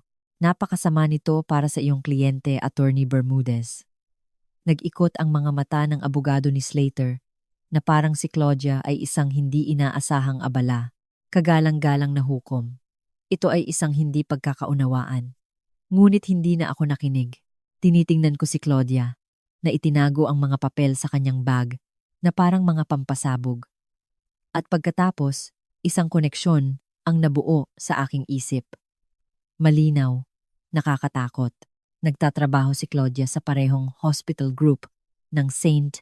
Luke's Medical Center. Sa administrasyon, may access. Siya o may kakilala siya na may access. Hindi si Slater. Siya. Siya ang nakakuha ng mga reports. Siya ang mole. Tara na, Ivana, sabi ni attorney. Sylvia, mahigpit na hinawakan ang aking braso. Marami tayong pag-uusapan. Paglabas namin sa korte, tumama sa akin ang sikat ng araw. Hindi ko naramdaman ang init. Nakaramdam ako ng matinding lamig. Hindi lang ako nakikipaglaban sa asawa ko at sa kanyang pamilya.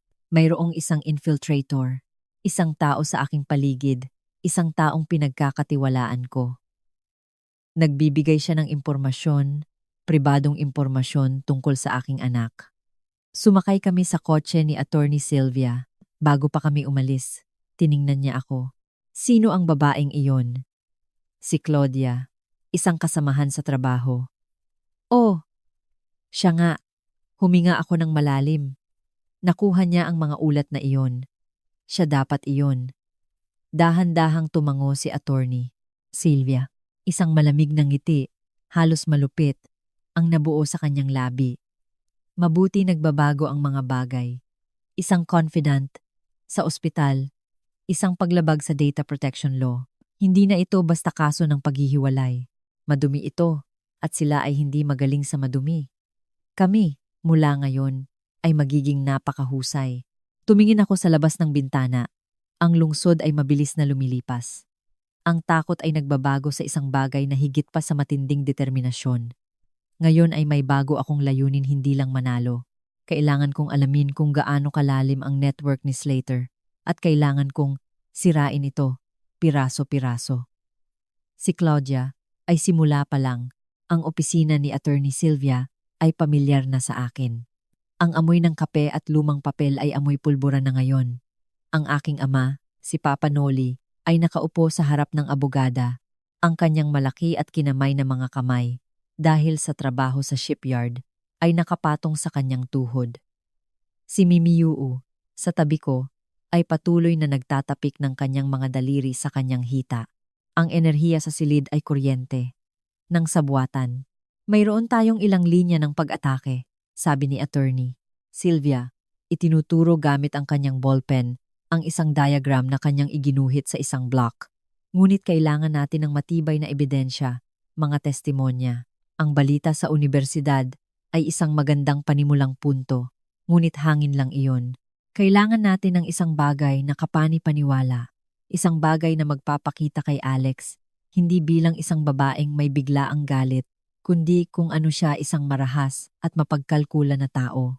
May alam ang aking ama, sabi ko. Nakatingin kay Papa Noli. Tumango siya. Taglay ang kanyang seryosong ekspresyon na nagbabadya ng bagyo. Maingat akong nagtatanong. Sa pamamagitan ng mga lumang kontak sa mga taong nakakakilala sa mga tao, si Robert, ang asawa, ay hindi masaya. Siya ay nalulugmok. Binabayaran siya ng malaking suweldo sa kumpanya ni Lolo Chavit, ngunit siya ay isang papet. At umiinom siya ng sobra mula noong libing. Mula nang magsalita siya, huminto siya, at may narinig pa ako, isang bagay tungkol sa Golden Age Home for the Elderly. Yumuko si Mimi Yuu. Ang nursing home, kung saan si Alex ay supposedly ang director ng activities, ang nakalagay sa kanyang LinkedIn profile, committed to the well-being of the elderly. Iyon din mismo, kumpirma ng aking ama. Ang kaibigan ng isang kaibigan ay may nanay doon. Hindi ito ang pinakamahal na residence, ngunit hindi rin ito mura. At sinasabi niya na ang mga kawani, ang mga katulong at tagalinis ay nagbubulungan, nagsasalita tungkol sa boss ng activities na may napakasamang ugali, na malupit sa mga matatanda, na mas dependent, na hinuhumili niya sila, na may isang caregiver na nagngangalang Rose, na partikular na pinahihirapan ni Alex, pinapagal niya ito ng overtime ng walang bayad. Pinapahiya niya ito sa harap ng mga pamilya. Sinasabi ng balita na sawa na si Rose, ngunit may anak siyang may sakit at kailangan niya ang trabaho. Hindi siya maaaring umalis. Kumuha ng tala si Attorney Sylvia na may puro konsentrasyon. Isang empleyadong hindi masaya at may dahilan para kamuhian siya. Isang posibleng saksi, ngunit kailangan natin siyang magsalita At kailangan natin ng higit pa sa mga bali-balita ng masamang ugali. Kailangan natin ng isang insidente, isang konkretong bagay. Maaari nating subukang lapitan siya, suhestyon ni Mimi Yu. Hindi si Ivana. Makikilala niya siya. Ngunit ako o ikaw, Papa Noli, ay maaaring gawin ito, nagtatanong tungkol sa mga bakante, para sa isang matandang miyembro ng pamilya, isang bagay na ganoon, at sukatin ang sitwasyon.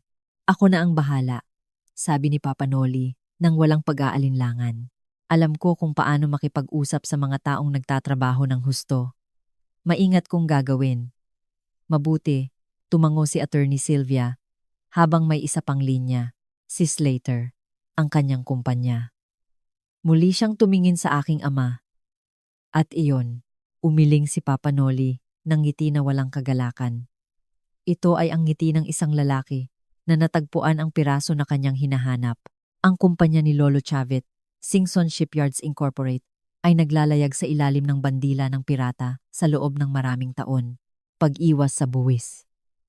Peking invoice sa mga phantom supplier, napaka-opaque na kontrata sa administrasyon ng publiko. Mayroon akong kontak sa Bureau of Internal Revenue. Isang lalaki na may utang ako ng pabor.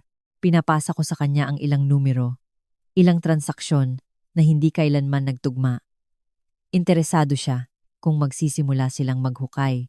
Si Slater, na siya ang financial director, ay mapupunta sa gulo, at pati na rin ang kanyang ama. Iyan ay isang nuclear weapon, Papa Noli. Babala ni Attorney Sylvia, bagaman kumikinang ang kanyang mga mata. Kung mali ang paggamit natin nito, magmumukha itong paghihiganti at makakasama kay Ivana. Kailangan itong lumabas ng natural, bilang bahagi ng isang routine investigation, at kailangan itong mangyari pagkatapos nating makuha ang kustodiya at ang kay Alex. Una, sinisiguro natin ang bata at pinipinsala ang agresor. Pagkatapos, kung kinakailangan, pakakawalan natin ang mga aso ng Bureau of Internal Revenue. Naiintindihan, sabi ni Papa Noli. Ngunit ang mga aso ay umaamoy na. Tiningnan ko ang diagram ni Attorney Sylvia, ang mga linya na nag-uugnay kay Alex, kay Slater, sa Golden Age Home, sa Bureau of Internal Revenue. Ito ay isang plano ng labanan. Hindi na ito basta reaksyon. Ito ay pag-atake. May isa pa akong magagawa, sabi ko, at ang lahat ng tingin ay bumaling sa akin. Isang bagay na pampubliko, isang bagay na hindi nila maitatanggi. Ang simbahan ng San Antonio sa distrito ng Alabang ang lugar kung saan si Alex, ayon sa sinabi sa akin ni Mimiyu, pagkatapos subaybayan siya ng ilang araw, ay dumadalo sa misa ng alas 12 tuwing linggo para magpakitang tao, sabi ng pinsan ko nang may paghamak. Suot niya ang kanyang mga pangginang na damit at umuupo sa harap na hanay. Nang sumunod na linggo, nandoon din ako, hindi sa loob, kundi sa labas, hawak si Zia. Pumunta kami sa konsultasyon ng plastic surgeon, ilang araw na ang nakalipas. Tinanggal na nila ang huling benda. Ngayon ay nakikita na ang pilat, isang mapula-pulang at kumikinang pa rin na marka na mula sa sentido hanggang sa panga na tumatawid sa pisngi. Isang brutal na paalala. Sinabi ng doktor na sa paglipas ng panahon ay liliit ito, magiging puti, ngunit palagi itong nandoon. Kailangang lagyan ng cream ng tuloy-tuloy, masahin ito, at si Zia, kawawa naman idinidikit ang kanyang maliit na kamay sa kanyang mukha, naguguluhan sa bagong texture. Nang araw na iyon, nakasuot si Zia ng magandang asul na damit at nakapusod ang buhok gamit ang isang laso. Wala siyang suot na sombrero, walang anumang nakatago sa kanyang kaliwang profile. Tumayo ako sa pangunahing labasan. Nang magsimulang lumabas ang mga tao mula sa misa, una ay mga matatandang babae na may misal, pagkatapos ay mga pamilya, at pagkatapos ay nakita ko siya si Alex, nakasuot ng beige-colored pantsuit at matataas na takong. Lumabas siya na nakikipag-usap sa isa pang babae na katulad ang hitsura, tumatawa ng may pagpapanggap. Si Sofia, na may kasamang damit, ay humihila sa kanyang kamay, nababato. Huminga ako ng malalim, at pagkatapos, sadyang lumapit ako ng ilang hakbang, inilagay ang aking sarili sa kanyang linya ng paningin. Hawak ko si Zia na nakaharap sa mga tao. Tinaas ni Alex ang kanyang tingin. Nag-freeze ang kanyang ngiti. Nagtagpo ang kanyang mga mata sa akin at pagkatapos ay bumaba nang hindi maiiwasan sa mukha ni Zia sa pilat. Nakita ko kung paano namutla ang kanyang mukha sa ilalim ng makeup. Nakita ko kung paano bahagyang bumukas ang kanyang pulang labi. Hindi iyon takot. Iyon ay pagkatakot. Pagkatakot na makita ng lahat ang kanyang gawa. Ang babaeng kausap niya ay sumunod sa kanyang tingin. Nakita niya si Zia. Nanlaki ang kanyang mga mata sa takot. Diyos ko, kawawa naman. Anong nangyari sa bata? Hindi sumagot si Alex. Nanatili siyang paralisado. Nakatayo sa isang lugar. Nakatingin sa marka na parang isang multo. Noon, si Zia, marahil ay nararamdaman ang tensyon, marahil ay nababato, ay bahagyang lumingon sa mga tao. Ang sikat ng araw sa umaga ay nagliwanag sa pilat sa lahat ng kaluwalhatian nito. Ang pagkakaiba ng kanyang malapich na balat at ng mapula-pula at umbok pa ring marka. Isang bulong ang gumapang sa maliit na grupo na lumalabas. Mga tingin ng awa, ng morbid curiosity, ang nakatuon sa mukha ng aking anak. At pagkatapos, ang ilan sa mga tinging iyon ay lumihis patungo kay Alex na nanatili pa ring namumutla tulad ng kamatayan, hindi makagalaw. Tara na, Alex. Mahal, sabi ng kanyang kaibigan, hinila ang kanyang braso, hindi komportable. Kumurap si Alex na parang lumalabas sa isang trance. Nagbigay siya sa akin ng tingin. Sa kanyang mga mata ay wala ng pagkatakot, kundi purong puot isang puot na nangangako ng paghihiganti. Ngunit sa pagkakataong ito, ang puot ay hinaluan ng isang bagong bagay takot. Ang takot na nailantad siya, na ang kanyang sikreto, ang kanyang krimen, ay nandoon, nakikita ng lahat, nakaukit sa laman ng isang inosenteng bata. Nang walang sinabing salita, tumalikod siya at halos tumakbo kinaladkad si Sofia na nagprotesta. Naiwan akong nakatayo doon, hawak si Zia sa aking mga braso. Hinahaplos ang kanyang likod. Hindi ako nakaramdam ng tagumpay. Nakaramdam ako ng pagkasuklam at isang malalim na kalungkutan. Ngunit naramdaman ko rin na kailangan ito. Kailangang makita ng mundo. Kailangang malaman. Pagkalipas ng 2 araw, dumating ang aking ama sa bahay na may balita. Umupo siya sa mesa ng kusina, tinanggap ang baso ng alak na inalok sa kanya ng aking ina, at tiningnan kami ni Mimi Yuu at ako. Nakausap ko na si Rose, ang caregiver. Tanong ko na pinipigilan ng aking hininga. Bata pa siya.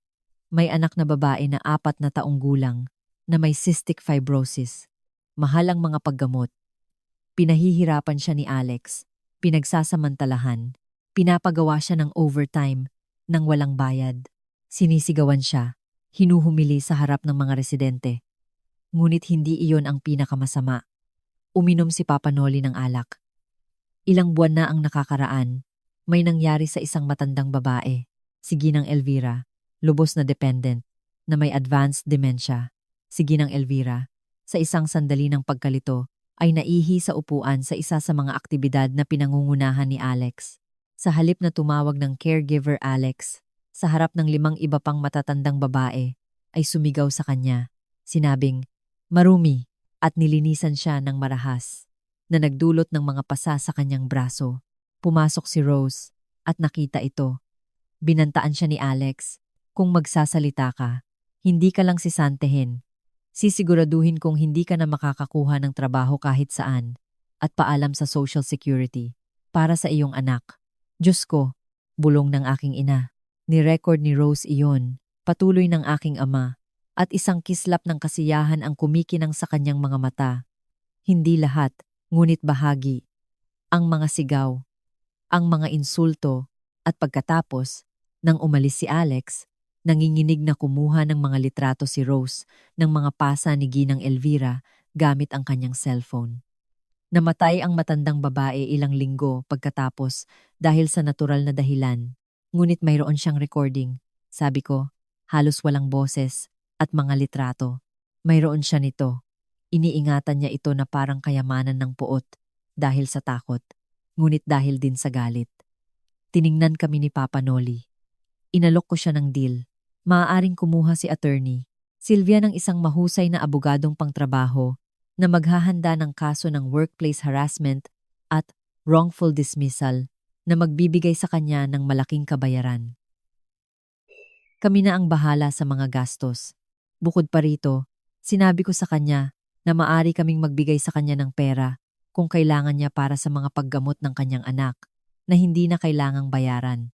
Hindi ito suhol, ito ay tulong. Bilang kapalit, magpapatotoo siya laban kay Alex at ibibigay sa amin ang recording at ang mga litrato. Tinanggap ba niya? Tanong ni Mimiyuo. Hindi, natatakot pa rin siya. Sobrang takot, ngunit nakita ko ang galit sa kanyang mga mata. Mas malakas ang galit kaysa sa takot. Sa tingin ko ay tatanggapin niya. Kailangan lang niya ng kaunting pressure.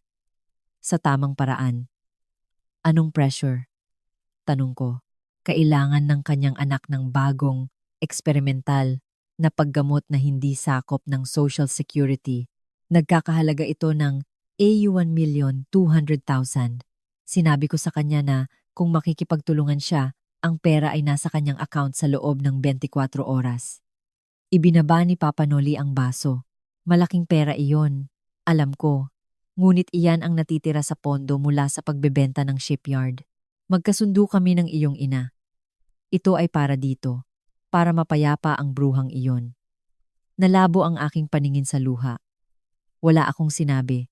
Hinawakan ko lang ang kamay ng aking ama. Ang kanyang malaki at kinamay na kamay. Mahigpit niyang pinisil ito.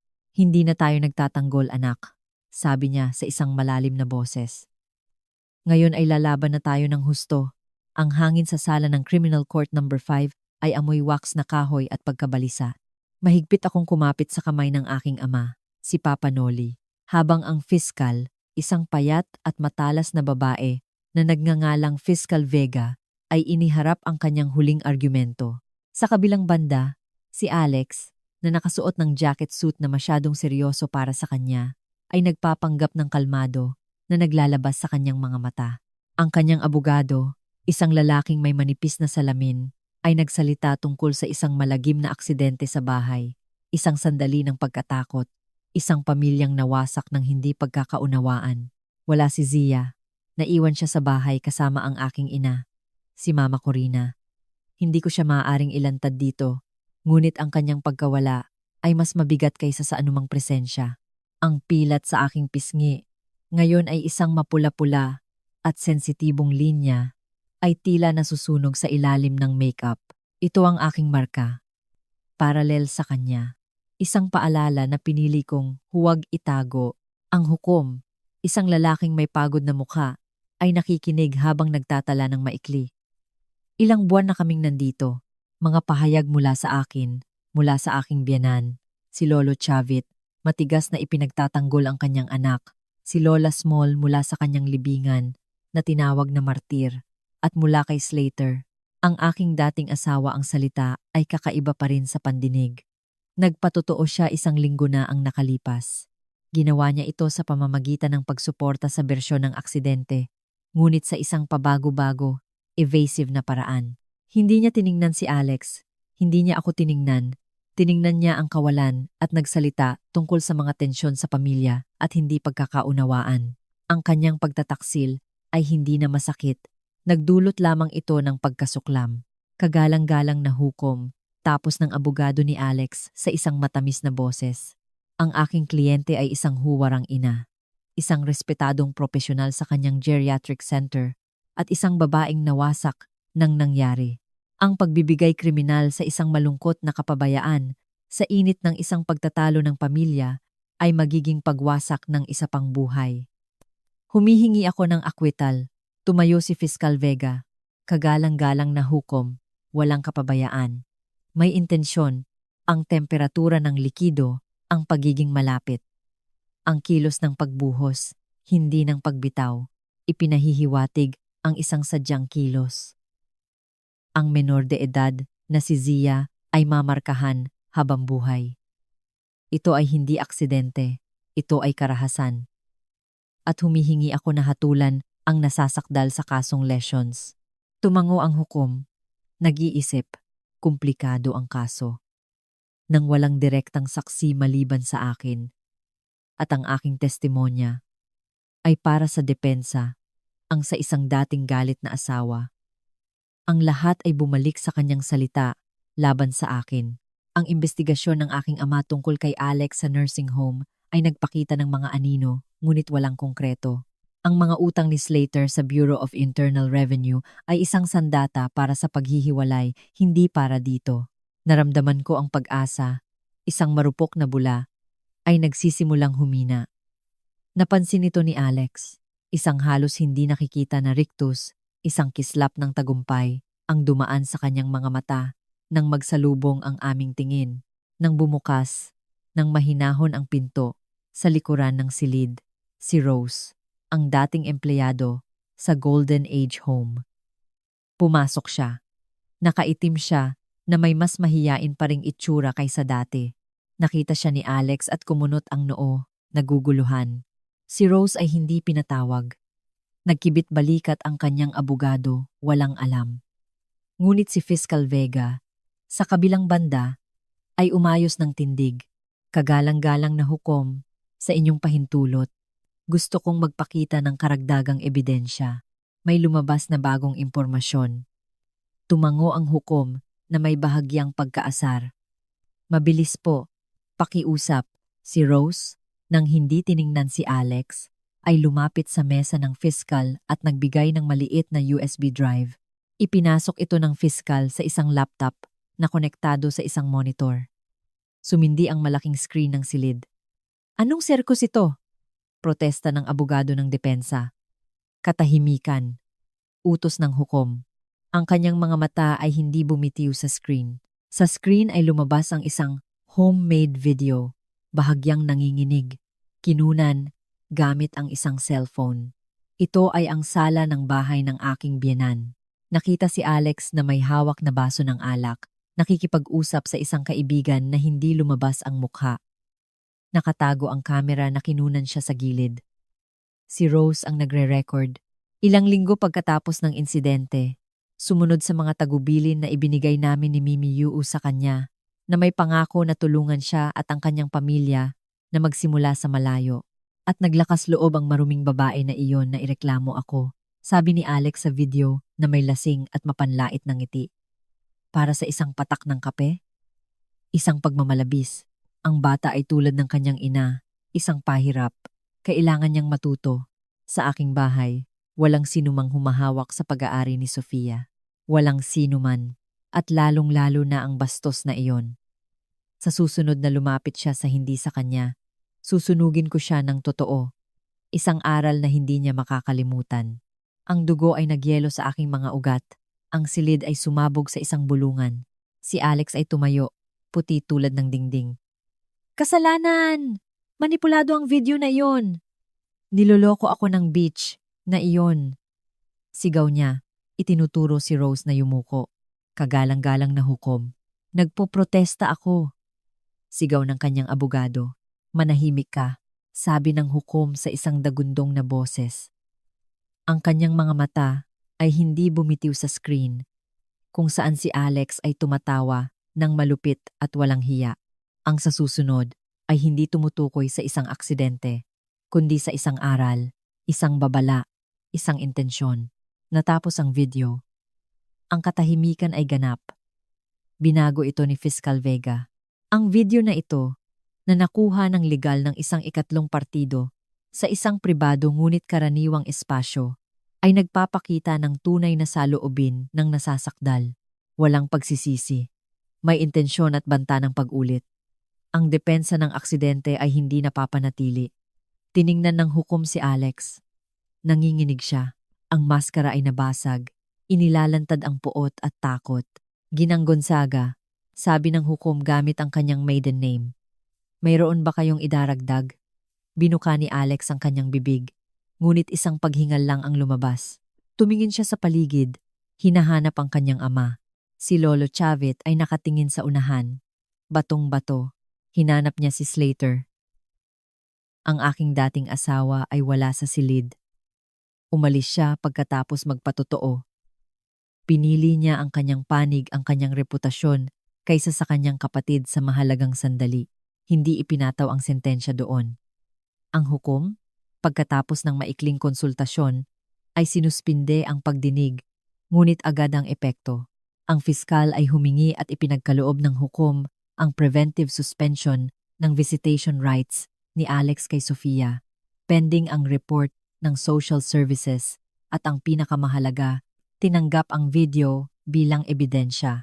Ang kaso ay hindi na kanyang salita laban sa akin. Ito ay kanyang sariling kayabangan na naitala laban sa kanya. Lumabas ako ng silid kasama ang aking ama at si Attorney Rafael, ang abogado. Ang aking mga binti ay tila gulaman, ngunit isang kakaibang kalmado ang bumalot sa akin. Hindi ito kagalakan, kundi isang mas malalim na bagay, hustisya. Sa pasilyo ay naghihintay si Slater sa amin. Tila siya tumanda ng 10 taon. Ivana, sabi niya sa isang namamaos na boses. Sumingit ang aking ama, ngunit inilagay ko ang aking kamay sa kanyang braso. Sabihin mo, ang aking abogado, ang akin, ay ipinakita sa akin ang mga papeles na iniharap ng iyong abogado tungkol sa BIR. Lumunok siya. Kung hindi ko babawiin ang demanda para sa joint custody ni Zia, at kung hindi ko susuportahan ang iyong bersyon ng mga pangyayari mula ngayon, ipapaskil nila ito. Sisirain nila ang kumpanya ng aking ama. Tiningnan ko siya. Wala nang bakas ng mayabang na lalaking sumigaw sa akin sa ospital. Isang lalaki lang na takot, natalo ng kanyang sarili, at miserable na mga pagpipilian. At, tanong ko ng malamig, pipirmahan ko, sabi niya. Ang mga salita ay lumabas ng pasuray-suray. Tinatalikuran ko ang custody. Lahat. Ikaw ang magkakaroon ng full custody. At sasabihin kong maaaring hindi lahat ng sinabi ni Alex ay totoo. Na may kapabayaan, hindi intensyon.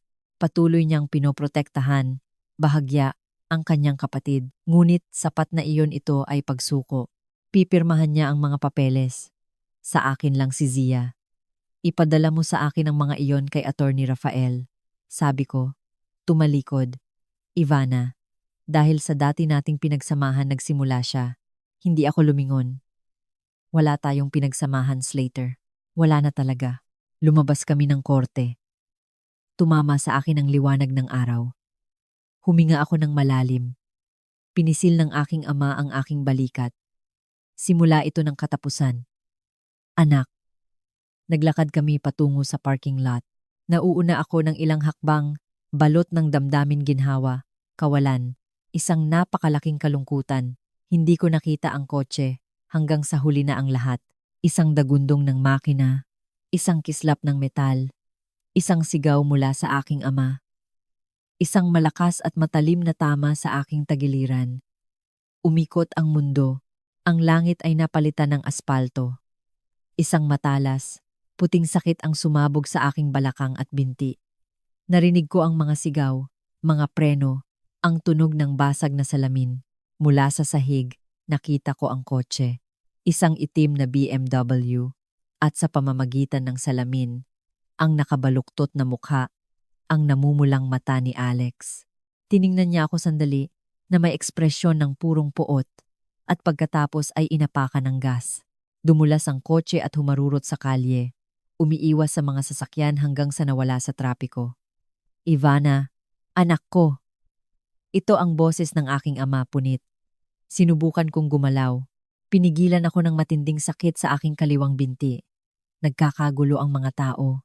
Nagsimulang lumapit ang mga sirena na malayo pa kanina bago ako hilahin ng dilim. Ang huli kong naisip ay hindi ang aking sarili, kundi si Zia, at na si Alex ay sa wakas ay gumawa ng kanyang huling pagkakamali. Sa gitna ng araw, sa harap ng 12 ng saksi, ang paggaling ay isang lagusan ng sakit, plaster, at malamig na galit.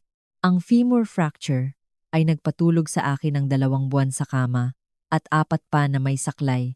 Ngunit bawat pananakit, bawat nakakapagod na physiotherapy session ay isang paalala buhay ako at siya ay nakakulong. Ang pagkabunggo ang sumementong selyo kay Alex. Nahuli siya 3 oras pagkatapos, nakatago sa isang roadside motel, lasing at umiiyak. Walang posibleng piyansa sa pagkakataong ito. Asterisk, attempted homicide asterisk, flight, public danger. Naglabas ng balita ang mga news outlet, ang perpektong hipag na sinunog ang kanyang pamangkin at pagkatapos ay sinubukan patayin ang kanyang ex-hipag, ang kanyang larawan na may magulo na buhok at baliw na mga mata ay lumabas sa lahat ng pahayagan. Ang Golden Age home kung saan siya nagtatrabaho ay agad siyang tinanggal sa trabaho. Si Lolo Chavit, ang aking dating biyenan, ay nalulugmok. Sinubukan niyang magbayad ng mamahaling abogado, ngunit napakalaki ng ebidensya. Ang video, ang pagkabunggo, ang mga saksi, ang huwarang pamilya ay nabuwag sa publiko. Habang natututo akong maglakad muli, dumating ang mga papeles ng full custody ni Zia. Pinirmahan ni Slater na talunan, isinuko ang lahat kapalit ng hindi paglalantad ng aking ama sa kanyang madilim na usapin sa buwis. Ang kanyang kumpanya ay halos hindi nakaligtas, ngunit ang kanyang reputasyon sa aming lupon ay wasak. Ayon sa nalaman ko, lumipat siya sa isang bahay sa labas ng lungsod kasama si Claudia, ang aking dating kasamahan sa trabaho. Ang pagtataksil ay wala ng halaga sa akin. Sila ay mga multo ng isang mundo na hindi na umiiral. Si Zia, ang aking motor. Ang kanyang pilat, salamat sa mga paggamot at sa kanyang kabataan, ay unti-unting lumambot, naging isang maputlang linya. Natuto siyang huwag itago ito. Minsan, kapag tumitingin siya sa salamin, dinidikit niya ang kanyang daliri sa pilat, nag-iisip. Sasabihin ko sa kanya, sa simpleng salita, na ito ay isang marka ng kanyang lakas, ng kanyang napagtagumpayan, tulad ng mga warrior princesses. Sasabihin ko sa kanya, at siya ay seryosong susunod. Isang taon, pagkatapos ng paglilitis, ang hangin sa Manila ay amoy abo pa rin at lihim na tingin. Sa kabila ng legal na tagumpay, ang lungsod ay isang sementeryo ng masasamang alaala. Isang hapon, nakatingin sa dagat mula sa screen ng computer, sinabi ko, Papa Noli, Mama Corina, kailangan nating umalis. Ang aking mga magulang, na sumuporta sa akin sa bawat hakbang, ay hindi nag-alinlangan. Ibinenta ni Papa Noli ang kanyang bahagi sa shipyard. Isinara ni Mama Corina ang kanyang maliit na tindahan ng burda. Isinara namin ang kabanata. Sinalubong kami ng Palawan ng isang araw na walang patawad at isang maalat na simoy ng hangin na naglinis ng kaluluwa. Nagrenta kami ng isang puting bahay na may asul na bintana malapit sa port ng El Nido. Bumagal ang buhay. Ang oras ay sinukat sa paglalakad sa pantalan, sa cashew ice cream, sa mga unang araw ng eskwela ni Zia, kung saan siya ay isa lang pangkaraniwang batang kayumanggi at masayahin. Ang pilat sa ilalim ng araw ng isla ay tila unti-unting lumambot sa kanyang balat bawat araw. Nakahanap ako ng trabaho sa isang opisina ng kumpanya ng barko, malayo sa mundo ng mga abogado at korte. Ito ay isang simpleng trabaho, hindi gaanong malaki ang bayad, ngunit nagbibigay daan sa akin na sunduin si Zia sa eskwela araw-araw sa hapon. Minsan tinutulungan ko ang aking ina sa isang maliit na sewing workshop na itinayo niya para sa mga turista. Nagtatahi ako ng mga kurtina, nag-aayos ng mga damit, tahi sa tahi, unti-unti kong binuo ang aking buhay. Isang hapon sa pagtatapos ng tag-init na may kalangitan na kulay kahel. Si Zia at ang aking mga magulang ay nanatili sa bahay na gumagawa ng pastel. Gusto kong maglakad. Bumaba ako sa daungan kung saan ang mga bangkang pangingisda ay umuugoy at ang mga turista ay nagsisimulang maghanap ng mesa para sa hapunan. Umupo ako sa terrace ng isang maliit na bar at umorder ng puting alak. Pinagmamasdan ko ang mga ilaw na sumasalamin sa tubig. Nararamdaman sa unang pagkakataon sa loob ng maraming taon ang isang kapayapaan na hindi lamang kawalan ng digmaan, kundi isang positibo, mainit na bagay. Ivana, ang boses sa aking likuran ay nagpukaw sa akin. Ito ay malalim, pagod. Lumingon ako. Si Robert iyon, ang asawa ni Alex. Mukha siyang multo ng taong naalala ko. Tumanda siya ng isang dekada. Ang kanyang mga damit ay medyo maluwag. At sa kanyang mga mata ay wala na ang pagwawalang bahala, kundi isang malalim na kalungkutan. Robert, sabi ko, hindi alam kung ano pa ang idadagdag. Hindi ako nakaramdam ng takot o galit, kundi isang malayo na kuryosidad. Maaari ba? Itinuro niya ang walang laman na silya. Tumango ako. Sa isang tuyong kilos, umupo siya ng mabigat, hindi umorder ng anuman sa isang sandali. Tiningnan lang niya ang dagat. Hindi bilang tanong, kundi bilang kumpirmasyon. Si Zia din, nakita ko siya noong isang araw kasama ang iyong mga magulang. Masigla siya. Oo, sagot ko. Nagtatago. Ano ang gusto mo? Lumipat ako dito, sabi niya. Na parang binabasa ang aking isip. Ilang buwan na ang nakakaraan. Pagkatapos ng lahat, nawalan ako ng trabaho sa Manila. Alam ng lahat. Dito, walang nakakaalam. Huminto siya. Si Sofia ay kasama ng aking mga magulang sa Cebu. Siya ay ayaw na malaman ang tungkol sa kanyang ina o sa akin. Hindi ko alam kung ano ang sasabihin. Hindi ako nakaramdam ng awa para sa kanya. Siya ay kasabwat sa kanyang katahimikan. Hindi ko inaasahan na patawarin mo ako. Patuloy niya, nakatingin sa kanyang mga kamay. Hindi rin ako humihingi nito. Dumating ako. Bakit? Dahil kailangan kong sabihin sa isang tao at ikaw lang ang makakaintindi. Tinaas ko ang aking tingin. Naghihintay. Ang tungkol sa kape ay hindi ang unang beses. Bulong niya ng napakahina na halos tangayin ito ng hangin. Kay Sofia, noong mas bata pa siya at nagtantrums, kung minsan ay masyadong mahigpit si Alex, nag-iiwan ng mga marka sa kanyang braso. Sinasabing nadapa lang siya. Ako. Nakita ko. Ngunit tiningnan ko lang sa ibang direksyon. Tulad ng sa lahat ng bagay. Nabali ang kanyang boses at ang tungkol sa iyong anak, Ivana. Noong umagang iyon, bago kayo dumating, inilagay ni Alex ang coffee maker sa apoy at sinabi, habang tinitingnan itong kumulo, sinabi niya, ngayon, tuturuan ko ang bastos na iyon na huwag humawak sa hindi niya pag-aari. Akala ko ay isang masamang biro lang iyon, isa sa kanyang mga pagmamalabis, ngunit hindi pala, 'di ba? Nag-freeze ang hangin sa aking baga. Alam ko, syempre, ngunit ang marinig ito na kinumpirma ng isang taong nandoon, ng lalaking kasama niya sa kama, ay iba, mas totoo, mas nakakatakot. Bakit mo sinasabi sa akin ngayon? Tanong ko ng walang emosyon, dahil wala siya dito para patayin ako sa tingin. Sabi niya na may pahiwatig ng mapait na humor. At dahil si Sofia ay nararapat na malaman, balang araw, na ang kanyang ama, kahit isang beses lang, ay nagkaroon ng lakas ng loob na sabihin ang totoo, kahit huli na. Para sa iyo, maaaring wala itong silbi, ngunit para sa akin, ito ay parang pagkuha ng bato sa sapatos pagkatapos ng maraming taon na natili kaming tahimik. Naglagay ang waiter ng isa pang baso ng alak sa aking mesa. Nang walang tanong, patuloy na nagsalita si Robert na may tingin na nakatuon sa abot tanaw. Kinausap niya ako tungkol sa iba pang bagay. Tungkol sa mga lihim na banta sa mga kapitbahay. Tungkol sa kalupitan, sa mga hayop.